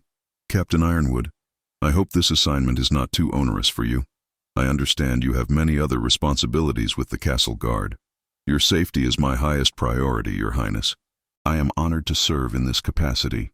His words were formal, correct, but his voice held an undertone of something more, something Ilara could not quite identify. "Still, I imagine spending your days following a princess through boring administrative meetings is not how you would prefer to occupy your time." For the first time, Gareth's professional mask slipped slightly, and she caught a glimpse of a small smile. "I have spent days standing watch in rain and snow, guarding empty corridors while my feet went numb from cold, and once spent an entire week following your younger brother as he explored every muddy corner of the castle grounds. I believe I can endure meetings about feast preparations, Your Highness." The hint of humor surprised and delighted her. She had seen him be stern, seen him be brave, but she had never heard him joke before. Prince Christopher does have an unfortunate tendency to find the muddiest possible locations, doesn't he? The prince has many admirable qualities, Your Highness, but an aversion to dirt is not among them. Gareth's expression had warmed slightly, the harsh lines of his face softening into something more approachable. Though I must say, his curiosity and courage are traits that will serve him well when he is older. They had reached the chamber where the feast coordinator waited, and the moment of easy conversation ended as Alara's role as princess reasserted itself. The next 2 hours were spent reviewing endless details. Which wines would be served with which courses, whether the musicians should play during dinner or only afterward, how the tables should be arranged to accommodate all the visiting nobles while maintaining proper precedence. Through it all, Gareth stood near the door, silent and watchful, his presence a constant awareness at the edge of Alara's consciousness. When the meeting finally concluded, Alara's next obligation was to visit the castle's chapel to consult with the priest about the religious observances that would be part of the solstice celebration. It was a short walk across the courtyard, and as they stepped outside, Alara was grateful for the fresh air and the break from the stuffy chamber. The courtyard was busy with activity. Servants hurried back and forth carrying supplies, guards drilled in formation, and several nobles stood in small groups discussing politics or simply enjoying the crisp winter air. As Alara and Gareth crossed toward the chapel, they passed Lord Edmund, who was speaking with several of his men. He looked up as they approached and immediately bowed. "Your Highness, good morning. I hope you slept well." Edmund's greeting was warm and genuine, his eyes kind as always. "Very well, thank you, Lord Edmund. And you?" "Quite well, though I confess the castle's hospitality is so comfortable that I find myself reluctant to leave when the time comes." He glanced at Gareth, a question in his eyes. "I don't believe I've had the pleasure of meeting your guard. This is Captain Gareth Ironwood, commander of the castle guard. My father has assigned him as my personal protection during the festivities." "Captain, this is Lord Edmund of Northbridge." Gareth bowed respectfully. "My lord." Edmund studied Gareth with the same assessing gaze he used on everything, but his expression remained pleasant. "Captain Ironwood, I have heard your name spoken with great respect by the soldiers I've encountered here. You have quite the reputation as both warrior and leader." "You are kind to say so, my lord. I simply do my duty as I was trained." Gareth's response was humble, but not servile, confident without arrogance. Duty performed with excellence deserves recognition. Edmund turned his attention back to Alara. "Your Highness, I was hoping you might have time later today for another walk. The weather is fine, and I find that some matters are better discussed in the open air than in crowded halls. I would be pleased to walk with you, Lord Edmund. Perhaps after the midday meal?" "Excellent. I look forward to it." Edmund bowed again and withdrew, leaving Alara and Gareth to continue toward the chapel. Once they were out of earshot, Gareth spoke quietly. "He seems a good man, Your Highness." "He is. Lord Edmund is everything a lord should be. Intelligent, fair, and genuinely kind." Alara kept her voice neutral, though her heart ached at having to discuss her potential future husband with the man she truly wanted. "Then you will be well cared for, should you choose him." But there was something in Gareth's tone, a carefully controlled emotion that might have been resignation or perhaps something deeper. Alara stopped walking, turning to face him directly. They were in a relatively secluded corner of the courtyard, momentarily shielded from view by a stone wall. "Captain Ironwood, may I speak frankly with you?" "Of course, Your Highness."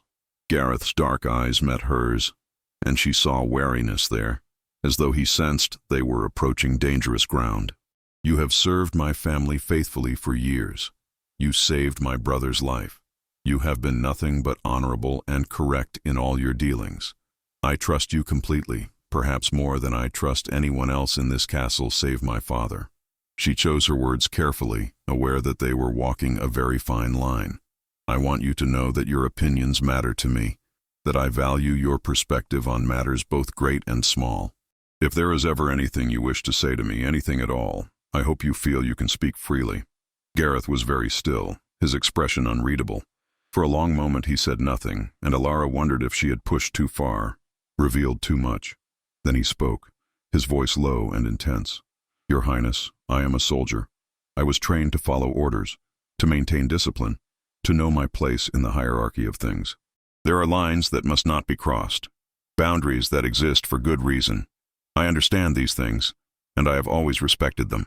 But, Elara prompted, sensing there was more he wanted to say, but I am also a man, Your Highness, with a man's heart and a man's weaknesses. You ask me to speak freely, yet there are some things that cannot be spoken, no matter how much one might wish otherwise. His eyes held hers, and in them she saw a mirror of her own feelings, longing, frustration, and the painful awareness of impossible barriers. I understand, Elara said softly. Perhaps some things do not need to be spoken aloud to be understood. Perhaps not, Your Highness. Gareth's voice was rough with barely suppressed emotion. But understanding does not change reality or make the impossible any less so. They stood there close enough that Elara could see the slight scar on his jawline from some old fight, could see the way his chest rose and fell with carefully controlled breathing, could almost feel the warmth radiating from his body despite the cold air. Everything in her wanted to reach out, to touch him, to close the small distance that separated them, but she could not. They were in a public courtyard, and even now someone might be watching. We should continue to the chapel, Elara said finally, her voice unsteady. The priest will be waiting. Yes, Your Highness. Gareth stepped back, re-establishing the proper distance, his professional mask sliding back into place. But something had shifted between them. Words had not been spoken, but understanding had passed, an acknowledgement of feelings that could not be denied, even if they could not be acted upon. The meeting with the priest was mercifully brief, and afterward, Elara returned to her chambers to change for the midday meal.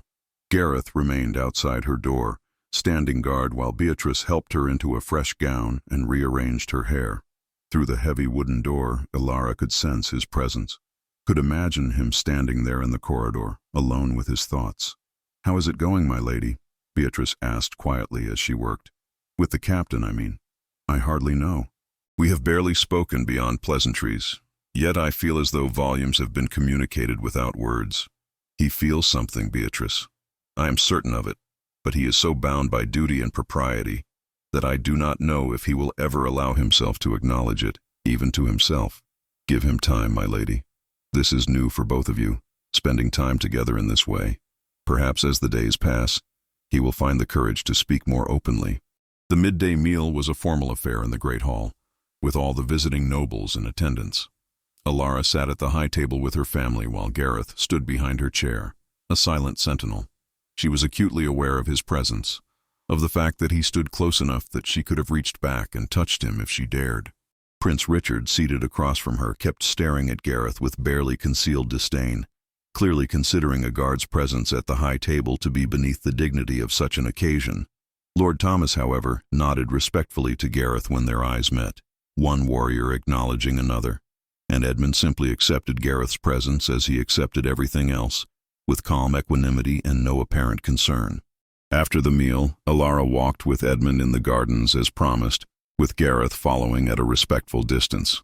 Edmund spoke of his lands, of improvements he was making to benefit his people, of his hopes for the future. He was everything Elara should want in a husband, yet her attention kept drifting to the man who walked behind them, his dark cloak billowing slightly in the winter breeze. The days that followed established a pattern that was both sweet torture and precious gift. Gareth became Elara's constant shadow, present for every meeting, every social gathering, every moment of her carefully orchestrated days. They walked through corridors together, stood in gardens while she met with visiting nobles, shared the silence of the library when she sought refuge among the books. And with each passing day, the understanding between them deepened, even as the impossibility of their situation became more painfully apparent. 3 days before the winter solstice feast, Elara found herself in the castle's extensive library, ostensibly searching for a particular volume on northern history that she wished to reference. In truth, she had come seeking a moment of peace away from the constant scrutiny of the court. Gareth stood near the door, maintaining his vigil, while she moved among the towering shelves filled with centuries of accumulated knowledge. The library was one of Elara's favorite places in the castle, a vast room with high ceilings supported by ancient wooden beams, walls lined floor to ceiling with books bound in leather and cloth, their spines bearing titles in multiple languages. Narrow windows set high in the walls allowed shafts of winter sunlight to pierce the scholarly gloom, illuminating dust motes that danced in the still air. The scent of old parchment and leather filled the space, along with the faint smell of the beeswax candles that burned in iron sconces throughout the room. "Captain Ironwood," Alara called softly, knowing he would hear her even across the distance. "Could you help me? The volume I seek is on the upper shelf, too high for me to reach." Gareth crossed the library with his characteristic efficient grace, his footsteps barely audible on the stone floor covered with thick carpets. He reached her location and looked up at where she pointed, a thick tome bound in dark green leather on one of the highest shelves.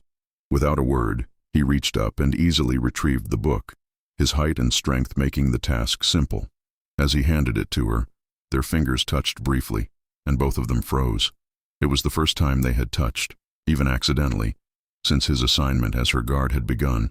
The contact lasted only a moment, but it sent a shock through Alara that had nothing to do with the cold. Gareth's hand was warm, calloused from years of sword work, strong and capable.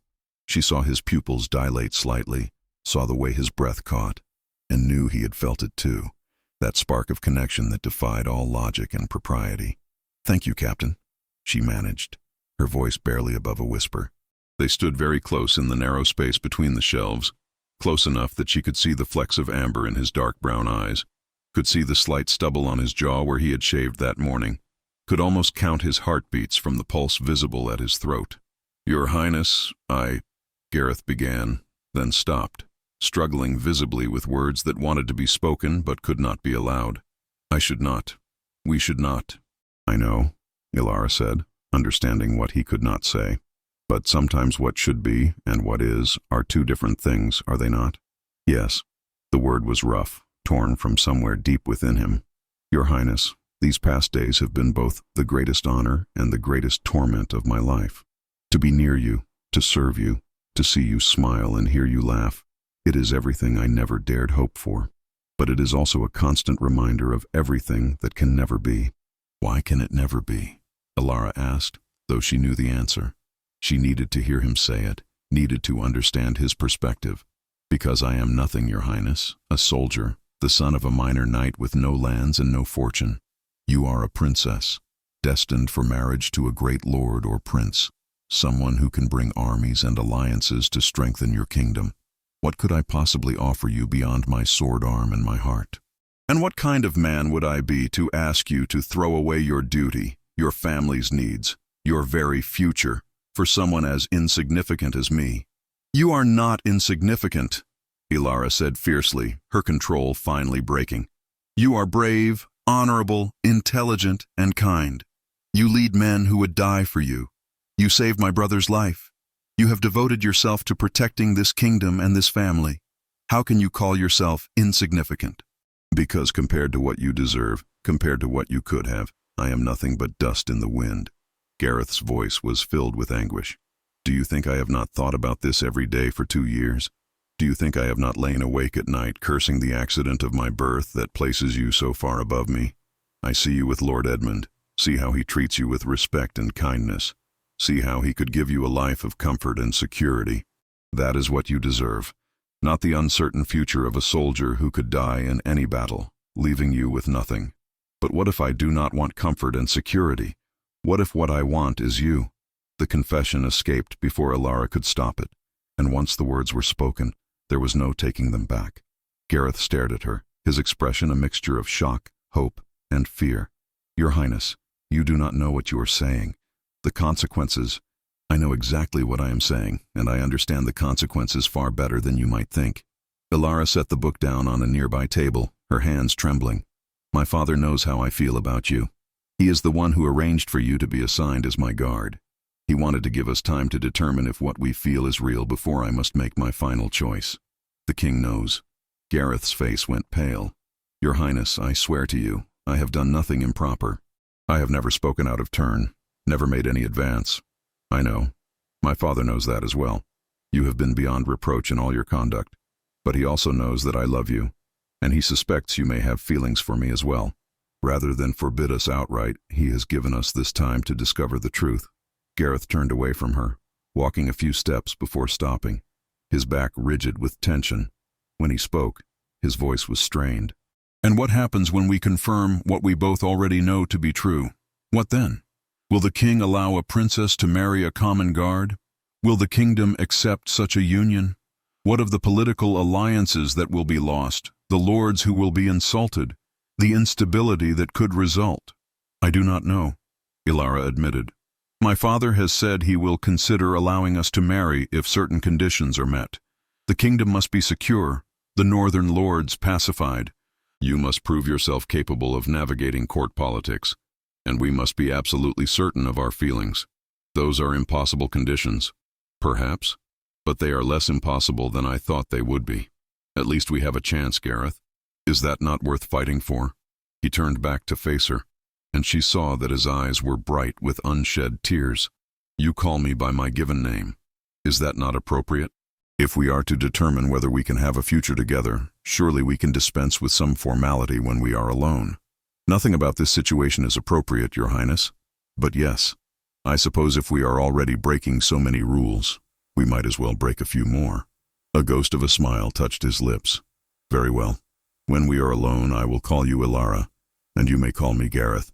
But we must be so careful, so incredibly careful. If word of this reaches the court before your father is ready to announce anything, it could destroy everything." "I know. We will be careful." Ilara moved closer to him again, drawn by a force she could no longer resist. "Gareth, tell me truly, do you love me? Not as a guard loves his princess out of duty, but as a man loves a woman." He closed his eyes as if in pain, but when he opened them again, all pretense was gone. The truth shone in his gaze, raw and vulnerable and impossibly beautiful. "I have loved you since the moment I first saw you, 2 years ago when your father promoted me to captain. You stood beside the throne in a gown of silver and blue, and when you smiled at me in congratulation, I felt as though the sun had risen just for me. Every day since then has been a battle between my duty and my heart. My duty tells me I have no right to these feelings, that I should crush them and focus only on protecting you. But my heart refuses to obey. It beats your name, Ilara. It has always beat your name." Ilara felt tears streaming down her face, tears of joy and sorrow mixed together. "And I have loved you just as long. I have tried to deny it, tried to focus on my duty and my responsibilities. But seeing you every day, watching you train, hearing you speak with such wisdom and compassion to the men under your command, it became impossible to pretend I felt nothing. You are everything I want, everything I never dared hope I could have." They stood facing each other, so close and yet not touching, the air between them charged with all the emotion they had suppressed for so long. Gareth raised his hand slowly, hesitantly, as though asking permission. When Ilara did not pull away, he gently touched her cheek, his calloused fingers infinitely gentle against her skin. The touch was electric, sending shivers through her entire body. "I will fight for you," Gareth said quietly, his voice fierce with determination. "I will prove myself worthy of you, or I will die trying. Whatever test your father sets for me, whatever obstacles we face, I will overcome them, because a life without you is no life at all. And I will fight beside you," Ilara replied, placing her hand over his where it rested against her cheek. "Together, we will find a way. We must." The sound of footsteps in the corridor outside the library broke the spell. Gareth immediately stepped back, resuming his professional stance just as the door opened and one of the Queen's ladies entered, looking for a particular book of poetry. Ilara and Gareth were once again princess and guard, the appropriate distance between them, nothing in their bearing suggesting anything improper had occurred. But everything had changed. The truth had been spoken aloud, and there was no going back now. That evening, a crisis erupted that would test Gareth's capabilities in ways none of them had anticipated. A messenger arrived from the northern territories bearing news that Lord Roderick of Thornfield, one of the most powerful northern lords, was riding south with a large armed force. His stated purpose was to attend the winter solstice feast, but his choice to bring an army rather than a simple escort suggested more hostile intentions. King Harold called an emergency council meeting in the Great Hall, summoning his military advisors, his most trusted nobles, and the 3 suitors who had their own forces to contribute should conflict arise. Ilara was also present, as was her right as the king's daughter, and Gareth stood behind her chair, listening intently as the situation was discussed. Lord Roderick has been the most vocal of the northern lords in his complaints about taxation and representation, Edmund observed, studying a map spread across the table. If he is bringing an army south, it suggests he intends to make demands backed by force. Then we should meet force with force, Prince Richard declared. Show him that rebellion will not be tolerated. That would likely trigger the very war we are trying to avoid, Thomas countered. If we mobilize our full forces, the other northern lords will see it as an act of aggression and may join Roderick. We need a more subtle approach. What do you suggest, Lord Thomas? King Harold asked, his expression grave. Allow him to come to the feast as he claims. Station our forces strategically but not obviously. Make him feel welcome while also making it clear that any hostile action would be met with overwhelming response. Then negotiate. Find out what he truly wants and see if we can address his grievances without appearing weak. And if he refuses to negotiate, if he uses the feast as an opportunity to strike, Edmund asked, then we will be prepared to respond. Thomas pointed to various locations on the map, but we prepare in such a way that it appears we are simply ensuring the security of our guests, not expecting an attack. King Harold turned to Gareth. Captain Ironwood, you have been silent through this discussion. What is your assessment? All eyes turned to Gareth, and Alara felt a surge of pride at the confidence her father was showing in him. This was the test her father had spoken of, the opportunity for Gareth to prove himself capable of more than just military leadership. Gareth studied the map carefully before speaking. With respect, Your Majesty, I believe both Lord Thomas and Lord Edmund have elements of the right strategy. We should allow Lord Roderick to attend the feast, but we need to do more than simply station troops. We need to isolate him politically. Explain, the king commanded. Lord Roderick's power comes from his alliances with the other northern lords. If we can demonstrate to those other lords that their interests are better served by loyalty to the crown than by following Roderick into potential rebellion, we weaken his position without fighting a single battle. Gareth traced lines on the map with his finger. We know from our intelligence that several of the northern lords have economic ties to the south that they value. We could quietly let those lords know that trade agreements favorable to them are being considered, that their concerns about representation are being heard. At the same time, we make it clear that anyone who supports Roderick in hostile action will lose those benefits. You are suggesting we divide and conquer through political means rather than military force, Edmund said, nodding slowly. It is risky. If Roderick discovers what we are doing, he may act precipitously. True, but if we handle it correctly, by the time Roderick realizes he has been outmaneuvered, he will be isolated, his allies neutralized, and his only choice will be to negotiate or face overwhelming opposition alone. Gareth looked directly at King Harold. It requires careful diplomacy and perfect timing, but I believe it is our best option for resolving this situation without bloodshed.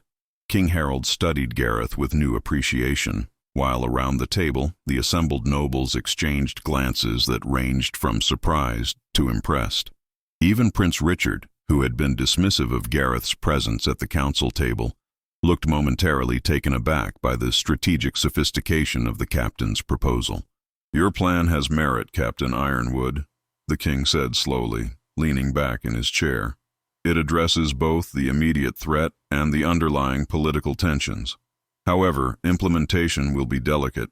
We have only 2 days before the feast. Can we execute such a strategy in that time? If I may, Your Majesty, Edmund interjected. I have existing relationships with 2 of the northern lords, Lords Pemberton and Ashworth. They have purchased grain from my estates for the past 5 years. I could send messages to them offering expanded trade agreements and emphasizing the benefits of maintaining peaceful relations with the crown. And I can contribute military positioning, Thomas added, his respect for Gareth's strategic mind evident in his tone. My forces can be deployed in ways that appear to be standard security measures for the feast while actually creating a defensive perimeter that would make any hostile action by Roderick suicidal. Then we have a plan, King Harold declared. Captain Ironwood will coordinate the overall strategy. Lord Edmund, send your messages immediately. Lord Thomas, work with Captain Ironwood to position your forces. I want hourly reports on Lord Roderick's movements as he approaches the castle. He turned to Prince Richard. Your Highness, perhaps you could serve as official greeter when Lord Roderick arrives. Your royal status would flatter him, while also reminding him of the broader political landscape and potential consequences of rash action. Richard's face showed his displeasure at being given what he clearly considered a minor ceremonial role, but he could not refuse a direct request from the king. "Of course, Your Majesty. I would be honored." As the meeting broke up and nobles dispersed to their various tasks, King Harold gestured for Alara and Gareth to remain. Once the hall had cleared and only the three of them remained, the king's stern expression softened slightly. "Well done, Captain. Your strategic thinking is exactly what I had hoped to see. You have proven you can hold your own among nobles and contribute meaningfully to complex political situations." He paused, his gaze moving between Gareth and his daughter. "I assume you two have used your time together to reach some understanding?" Alara and Gareth exchanged glances, and she saw her own uncertainty reflected in his eyes. Finally, she spoke. "Yes, Father. We have been honest with each other about our feelings. We both understand the obstacles, but we also believe that what we have is worth fighting for." "I see." King Harold walked to the window, looking out at the courtyard where soldiers were already beginning to implement the defensive preparations. "The next 2 days will determine much, not just about the Northern Lords, but about all of our futures. Gareth, you have shown political acumen tonight, but now you must demonstrate your ability to execute under pressure. If this plan succeeds, if we manage to neutralize the threat without bloodshed and secure lasting peace with the North, then I will have the political capital necessary to make unconventional decisions about my daughter's future." "And if the plan fails?" Gareth asked quietly. "If it fails, we will likely be facing civil war, and in such circumstances, I will need every alliance I can forge. Alara would have to marry whichever of the suitors can bring the most military support." The king's voice was heavy with the weight of potential sacrifice. "But I do not intend to let it fail. You have given us a good strategy, Captain. Now we must execute it flawlessly." The following day was a whirlwind of activity. Edmund's messengers rode north at dawn, carrying letters sealed with his personal crest. Thomas worked with Gareth to position troops in key locations around the castle and surrounding territories, placements that appeared routine but created an overlapping defensive net. Alara found herself drawn into the preparations as well, working with her mother to ensure that the feast arrangements sent subtle messages about the crown's power and generosity. Throughout it all, Gareth remained at Alara's side, his dual role as personal guard and strategic coordinator requiring him to move constantly between military duties and his obligation to protect the princess. They snatched moments of private conversation when they could, brief exchanges that sustained them through the mounting tension. Late that afternoon, as Alara reviewed seating arrangements for the feast in her chambers, Gareth entered with an update on Lord Roderick's progress. Beatrice was present, working on alterations to Alara's feast gown, providing minimal chaperone presence while allowing them some privacy. "Lord Roderick will arrive tomorrow morning," Gareth reported, his voice professionally neutral despite Beatrice's presence. "His force numbers approximately 300 men, larger than we initially thought but still manageable given our preparations. And the other Northern Lords? Have they responded to Edmund's messages?" Lord Pemberton sent a reply within hours, expressing interest in the trade agreements and assuring Lord Edmund of his continued loyalty to the crown. Lord Ashworth has not yet responded, but our scouts report his forces remain at his own castle, making no moves to join Roderick. "That is good news, is it not?" Alara asked, hope rising in her chest. "It is a promising beginning, but we cannot be certain of anything until the feast itself." Gareth moved closer, lowering his voice, though Beatrice could still hear. "Alara, I need you to understand something. If violence does erupt tomorrow, my first duty will be to protect you. That may mean removing you from danger, taking you away from the Great Hall or even the castle if necessary. I need to know you will trust me and follow my commands without question if that situation arises. Of course I trust you. But Gareth, you must also trust that I am not some delicate flower who will shatter at the first sign of danger. I am my father's daughter, and I will not abandon him or this castle to save myself." A hint of a smile crossed Gareth's stern features. "I would expect nothing less from you, but promise me this. If I say run, you will at least consider it before immediately doing the opposite." Despite the tension of the situation, Alara found herself laughing softly. "I promise to consider it. That is the best I can offer." "Then I suppose it will have to be enough." Gareth's expression grew serious again. "There is something else. Your father has arranged for me to be elevated to the rank of knight tomorrow morning, before Lord Roderick's arrival. The ceremony will be brief and witnessed only by a few trusted individuals, but it will mean I am no longer simply a castle guard. I will be Sir Gareth Ironwood, a knight in service to the crown. Ilara's eyes widened. Father said nothing of this to me. He only informed me an hour ago. He said that regardless of how tomorrow unfolds, my service and strategic contributions have earned the honor. But we both know the timing is not coincidental. If we successfully navigate the crisis with Lord Roderick, and if your father decides to permit our union, it will be easier to justify if I hold at least the title of knight. One more obstacle overcome, Ilara said softly, moving closer to him. Beatrice, with the discretion of a loyal servant, suddenly became intensely focused on her needlework, her back turned to give them a moment of privacy. Gareth reached out and took Ilara's hand, a liberty he would not have dared even a few days ago. I keep expecting to wake from this dream. A week ago, I was simply a guard hopelessly in love with a princess I could never have. Now I am coordinating strategy with lords, being knighted, and standing here holding your hand while we discuss a possible future together. It seems impossible. The best things often do, Ilara replied, intertwining her fingers with his. Tomorrow will be difficult and potentially dangerous, but whatever happens, we face it together. Together, Gareth agreed, and for just a moment he lifted her hand to his lips, placing a gentle kiss on her knuckles. It was the first truly romantic gesture that had passed between them, and it sent warmth flooding through Ilara despite the cold December air.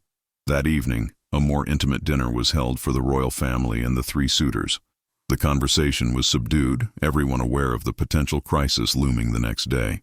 Edmund was calm and thoughtful as always, occasionally offering strategic observations. Thomas was focused and serious, his military mind clearly running through various scenarios and contingencies. Richard, however, seemed almost excited by the prospect of conflict, speaking enthusiastically about the glory of battle in a way that made Ilara's stomach turn. I hope it does not come to battle, she said firmly when Richard paused for breath. Every man who dies leaves behind family who will mourn him. Glory purchased with blood is hollow and temporary. Spoken like a woman, Richard scoffed. You cannot understand the honor that comes from proving oneself in combat. I understand that honor means nothing to the widow or the orphan, Ilara shot back, her temper flaring. And I understand that a ruler who seeks war rather than peace is no true ruler at all. The princess is correct, Thomas interjected, his cold eyes fixed on Richard with disapproval. I have fought in more battles than you have attended feasts, Prince Richard, and I can tell you there is no glory in watching good men die for causes that could have been resolved through diplomacy. Any fool can start a war. It takes wisdom to prevent one. The dinner concluded shortly after, the tension between Richard and everyone else making further conversation impossible. As Ilara retired to her chambers, Gareth accompanied her as always, standing guard outside her door. Before she entered, she paused, turning back to him. Tomorrow morning, I will witness your knighting ceremony, she said softly.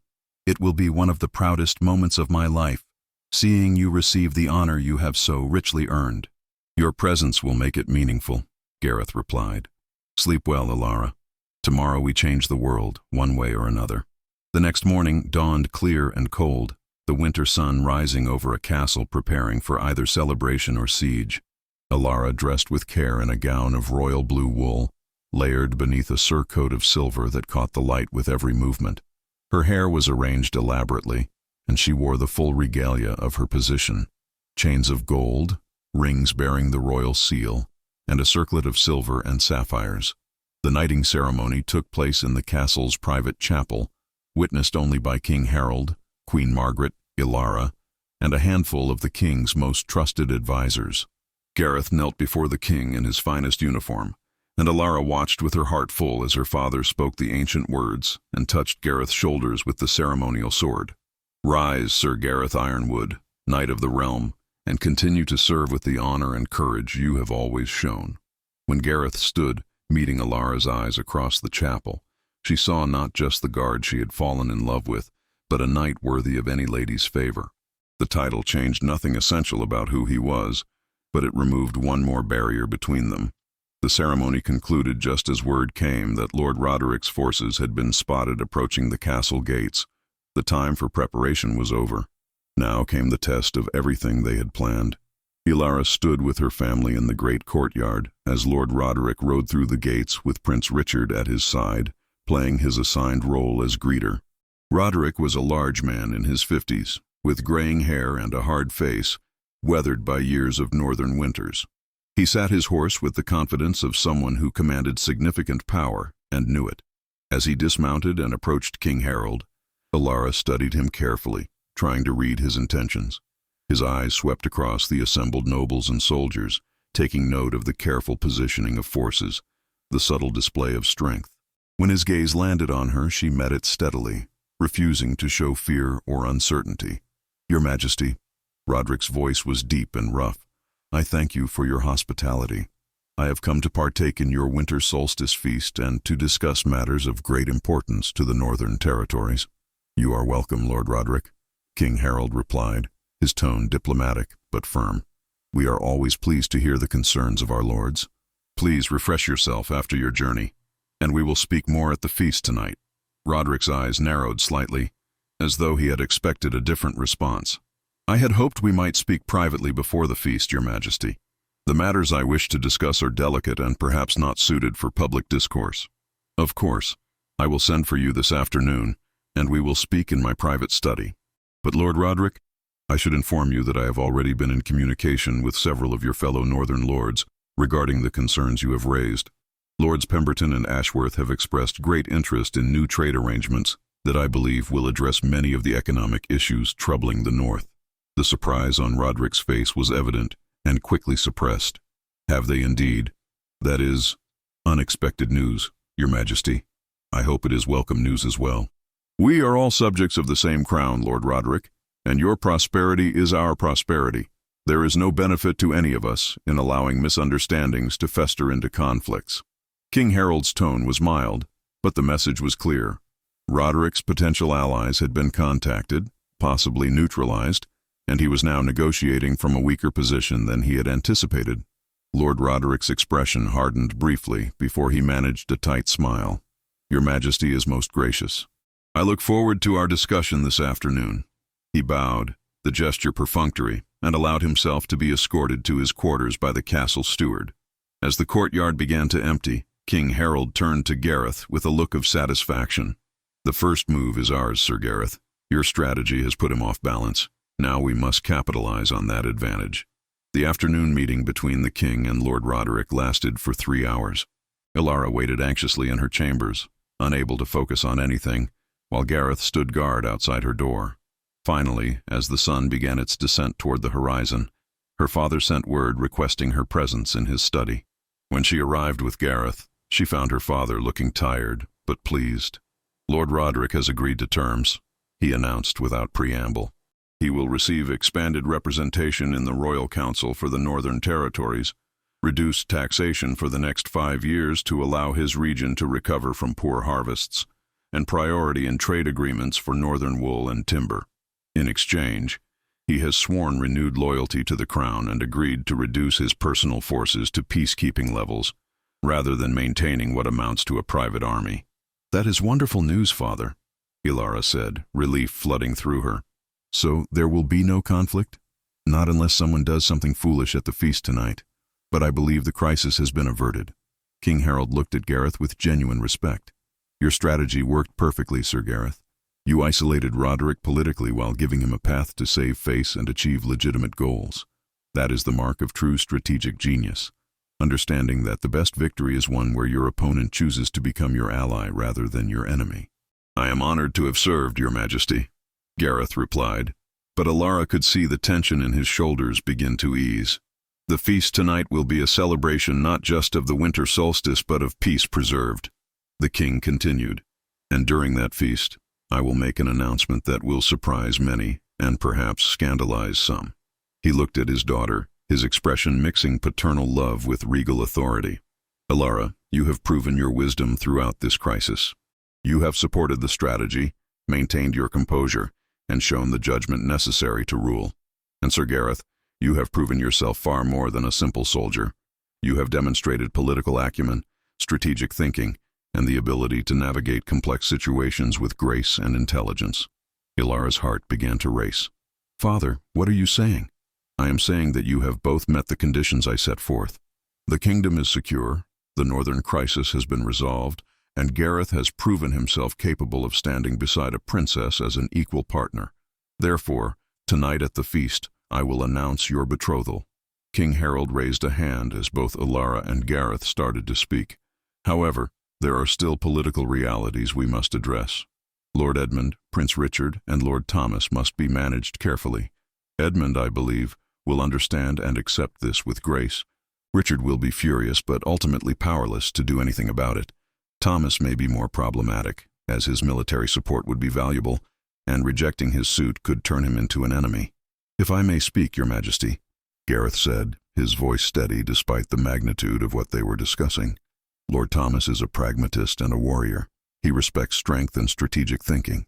If we approach him privately before the announcement, explain the situation honestly, and perhaps offer him some other advantage such as a position as military advisor to the crown or command of the northern border forces, he may accept the situation without rancor. A sound suggestion. I will speak with him before the feast." King Harold stood, moving around his desk, to stand before the two of them. "I want you both to understand what you are choosing. Ilara, you will face criticism from some quarters for marrying beneath your station, even though Gareth is now a knight. There will be those who question your judgment and mine. Can you bear that burden?" "For him, I can bear anything," Ilara said firmly, reaching out to take Gareth's hand openly for the first time in her father's presence. "And Gareth, you will be thrust into a world of courtly politics and intrigue, where smiles hide daggers and allies can become enemies overnight. You will be tested constantly, and there will be those who seek to use you to get to Ilara or to undermine the crown. Can you handle that pressure while remaining true to yourself?" "With Ilara beside me, I believe I can face anything," Gareth replied, his grip on Ilara's hand tightening. "I do not pretend this will be easy, Your Majesty. I know I have much to learn about courtly ways and political maneuvering, but I am willing to learn, willing to work, willing to do whatever is necessary to be worthy of your daughter and to serve this kingdom." King Harold studied them for a long moment, then nodded slowly. "Then tonight we change everything. Go now, both of you, and prepare yourselves. This feast will be one that is remembered for generations." The great hall had been transformed into a winter wonderland for the solstice feast. Evergreen boughs draped every surface, interspersed with holly bearing bright red berries. Candles burned in elaborate chandeliers suspended from the ceiling, their light reflecting off decorations of silver and gold. The long tables were covered in white linens and set with the finest plate, goblets of crystal and silver gleaming in the candlelight. At the far end of the hall, musicians had gathered, their instruments tuned and ready. Ilara entered the hall on her father's arm, wearing a gown that had been created specifically for this night, though she had not known its true purpose until now. It was made of white velvet, embroidered with silver thread in patterns of snowflakes and stars. Over it she wore a surcoat of deep blue silk that matched the royal colors, trimmed with white fur at the collar and hem. Her auburn hair had been arranged in an elaborate style, partially covered by a veil of silver silk, so fine it seemed made of mist. The circlet she wore was her mother's, gold set with sapphires that caught the light with every movement. Gareth waited near the high table, and when Ilara saw him, her breath caught. He wore new clothing, clearly commissioned by her father for this occasion. A tunic of deep blue wool over a shirt of fine white linen, both embroidered with silver thread in patterns that complemented Ilara's gown. Over this, he wore a surcoat of black velvet with the royal crest embroidered on the chest in silver and gold. A heavy chain of silver hung around his neck, marking him as a knight of the realm, and at his side hung a new sword, its pommel set with a single large sapphire. He looked every inch a knight, noble and strong, and Ilara felt a surge of pride and love so intense it was almost painful. As the guests assembled and took their seats, the hall buzzed with conversation and speculation. Lord Roderick sat at a place of honor, his expression more relaxed than it had been that morning, clearly satisfied with the agreements he had reached. Edmund watched the proceedings with his characteristic calm intelligence, though Ilara noticed he kept glancing between her and Gareth with a knowing look. Thomas sat straight-backed and observant, missing nothing. Prince Richard, however, looked petulant and bored, already drinking heavily though the feast had barely begun. King Harold had spoken privately with both Edmund and Thomas before the feast as planned. Ilara did not know what had been said, but she trusted her father's diplomatic skills. When everyone was seated and the first course had been served, King Harold rose, and the hall fell silent. "My lords and ladies, honored guests, we gather tonight to celebrate the winter solstice, that moment when darkness reaches its peak and begins to retreat before the returning light. It is a time of tradition, of renewal, of looking forward to the future while honoring the past." He paused, his gaze sweeping across the assembled nobles. "This year, we have faced challenges.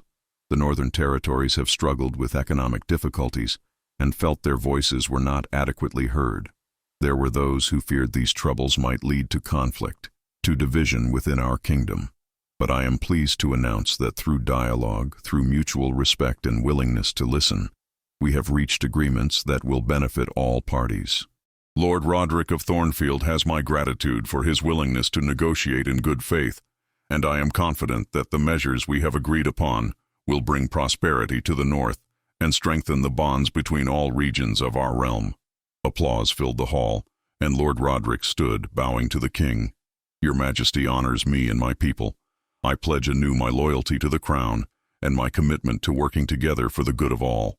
As Roderick sat down, King Harold continued, "This resolution would not have been possible without the strategic wisdom of Sir Gareth Ironwood, who designed the diplomatic approach that allowed us to find common ground. Sir Gareth, would you stand?" Gareth rose, and Alara saw him flush slightly under the attention of the entire hall. Murmurs rippled through the crowd as nobles took note of the knight they might not have noticed before. "Sir Gareth has served this kingdom with distinction for many years," the king went on. "He saved my son's life, he commands the loyalty and respect of every guard in this castle, and he has now proven himself a capable strategist and diplomat. He embodies the virtues we value most: courage, honor, intelligence, and loyalty. It is therefore with great pleasure that I announce my daughter, Princess Alara, has chosen Sir Gareth Ironwood as her husband. They will be wed in the spring, and Sir Gareth will become Prince Consort, a full partner in representing this kingdom and upholding its values." The silence that followed was profound, every person in the hall frozen in shock. Then, like a dam breaking, sound erupted from all sides. Some applauded, moved by the romantic nature of the announcement. Others whispered furiously to their neighbors, already calculating the political implications. Lord Edmund rose and bowed to both Alara and Gareth, his expression showing genuine happiness despite his own rejected suit. Thomas nodded approvingly, having clearly been prepared for this announcement, and having accepted it as part of whatever arrangement the king had offered him. Prince Richard, however, shot to his feet, his face red with rage. "This is outrageous. A princess married to a common guard? It is an insult to every noble house in the kingdom. Your Majesty, I must protest this decision in the strongest possible terms." King Harold's expression hardened. "Sir Gareth is no longer a common guard, Prince Richard. He is a knight who has proven his worth through service and sacrifice, and my daughter is not a prize to be won or a piece in a political game. She is a woman of intelligence and strength who has chosen a partner worthy of her. If you find that insulting, you are free to leave my hall and my kingdom." Richard sputtered, clearly not having expected such a direct rebuke. He looked around the hall, seeking support, but found none. Even those nobles who might have shared his reservations about the match knew better than to challenge the king so openly. Finally, with a gesture of disgust, Richard stormed from the hall, his attendants scrambling to follow him. "Anyone else wish to voice objections?" King Harold asked, his tone making it clear that such objections would not be welcome. When no one spoke, he smiled. "Excellent. Then let us celebrate this engagement and the peace we have achieved. To Princess Alara and Sir Gareth, and to the future they will build together." "To Princess Alara and Sir Gareth," the hall echoed, goblets raised in toast. Alara felt tears streaming down her face, tears of joy and relief and overwhelming gratitude. Gareth moved to her side, and for the first time in public, he took her hand openly, raising it to his lips in a gesture that was both courtly and deeply personal. "I love you," he said softly. Words meant only for her, despite the hundreds of witnesses. "I will spend my life being worthy of you."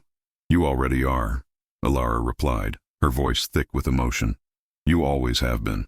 The feast continued long into the night, a celebration of peace, of love, and of the courage to follow one's heart despite the obstacles. Edmund approached them during the dancing, bowing to them both with his characteristic grace.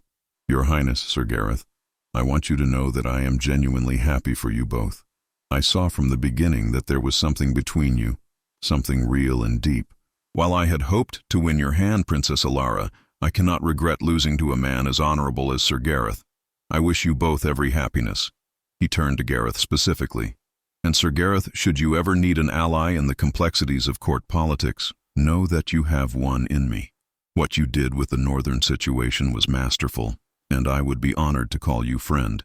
"The honor would be mine, Lord Edmund," Gareth replied, clasping the other man's hand. "Your graciousness in this situation speaks to your character.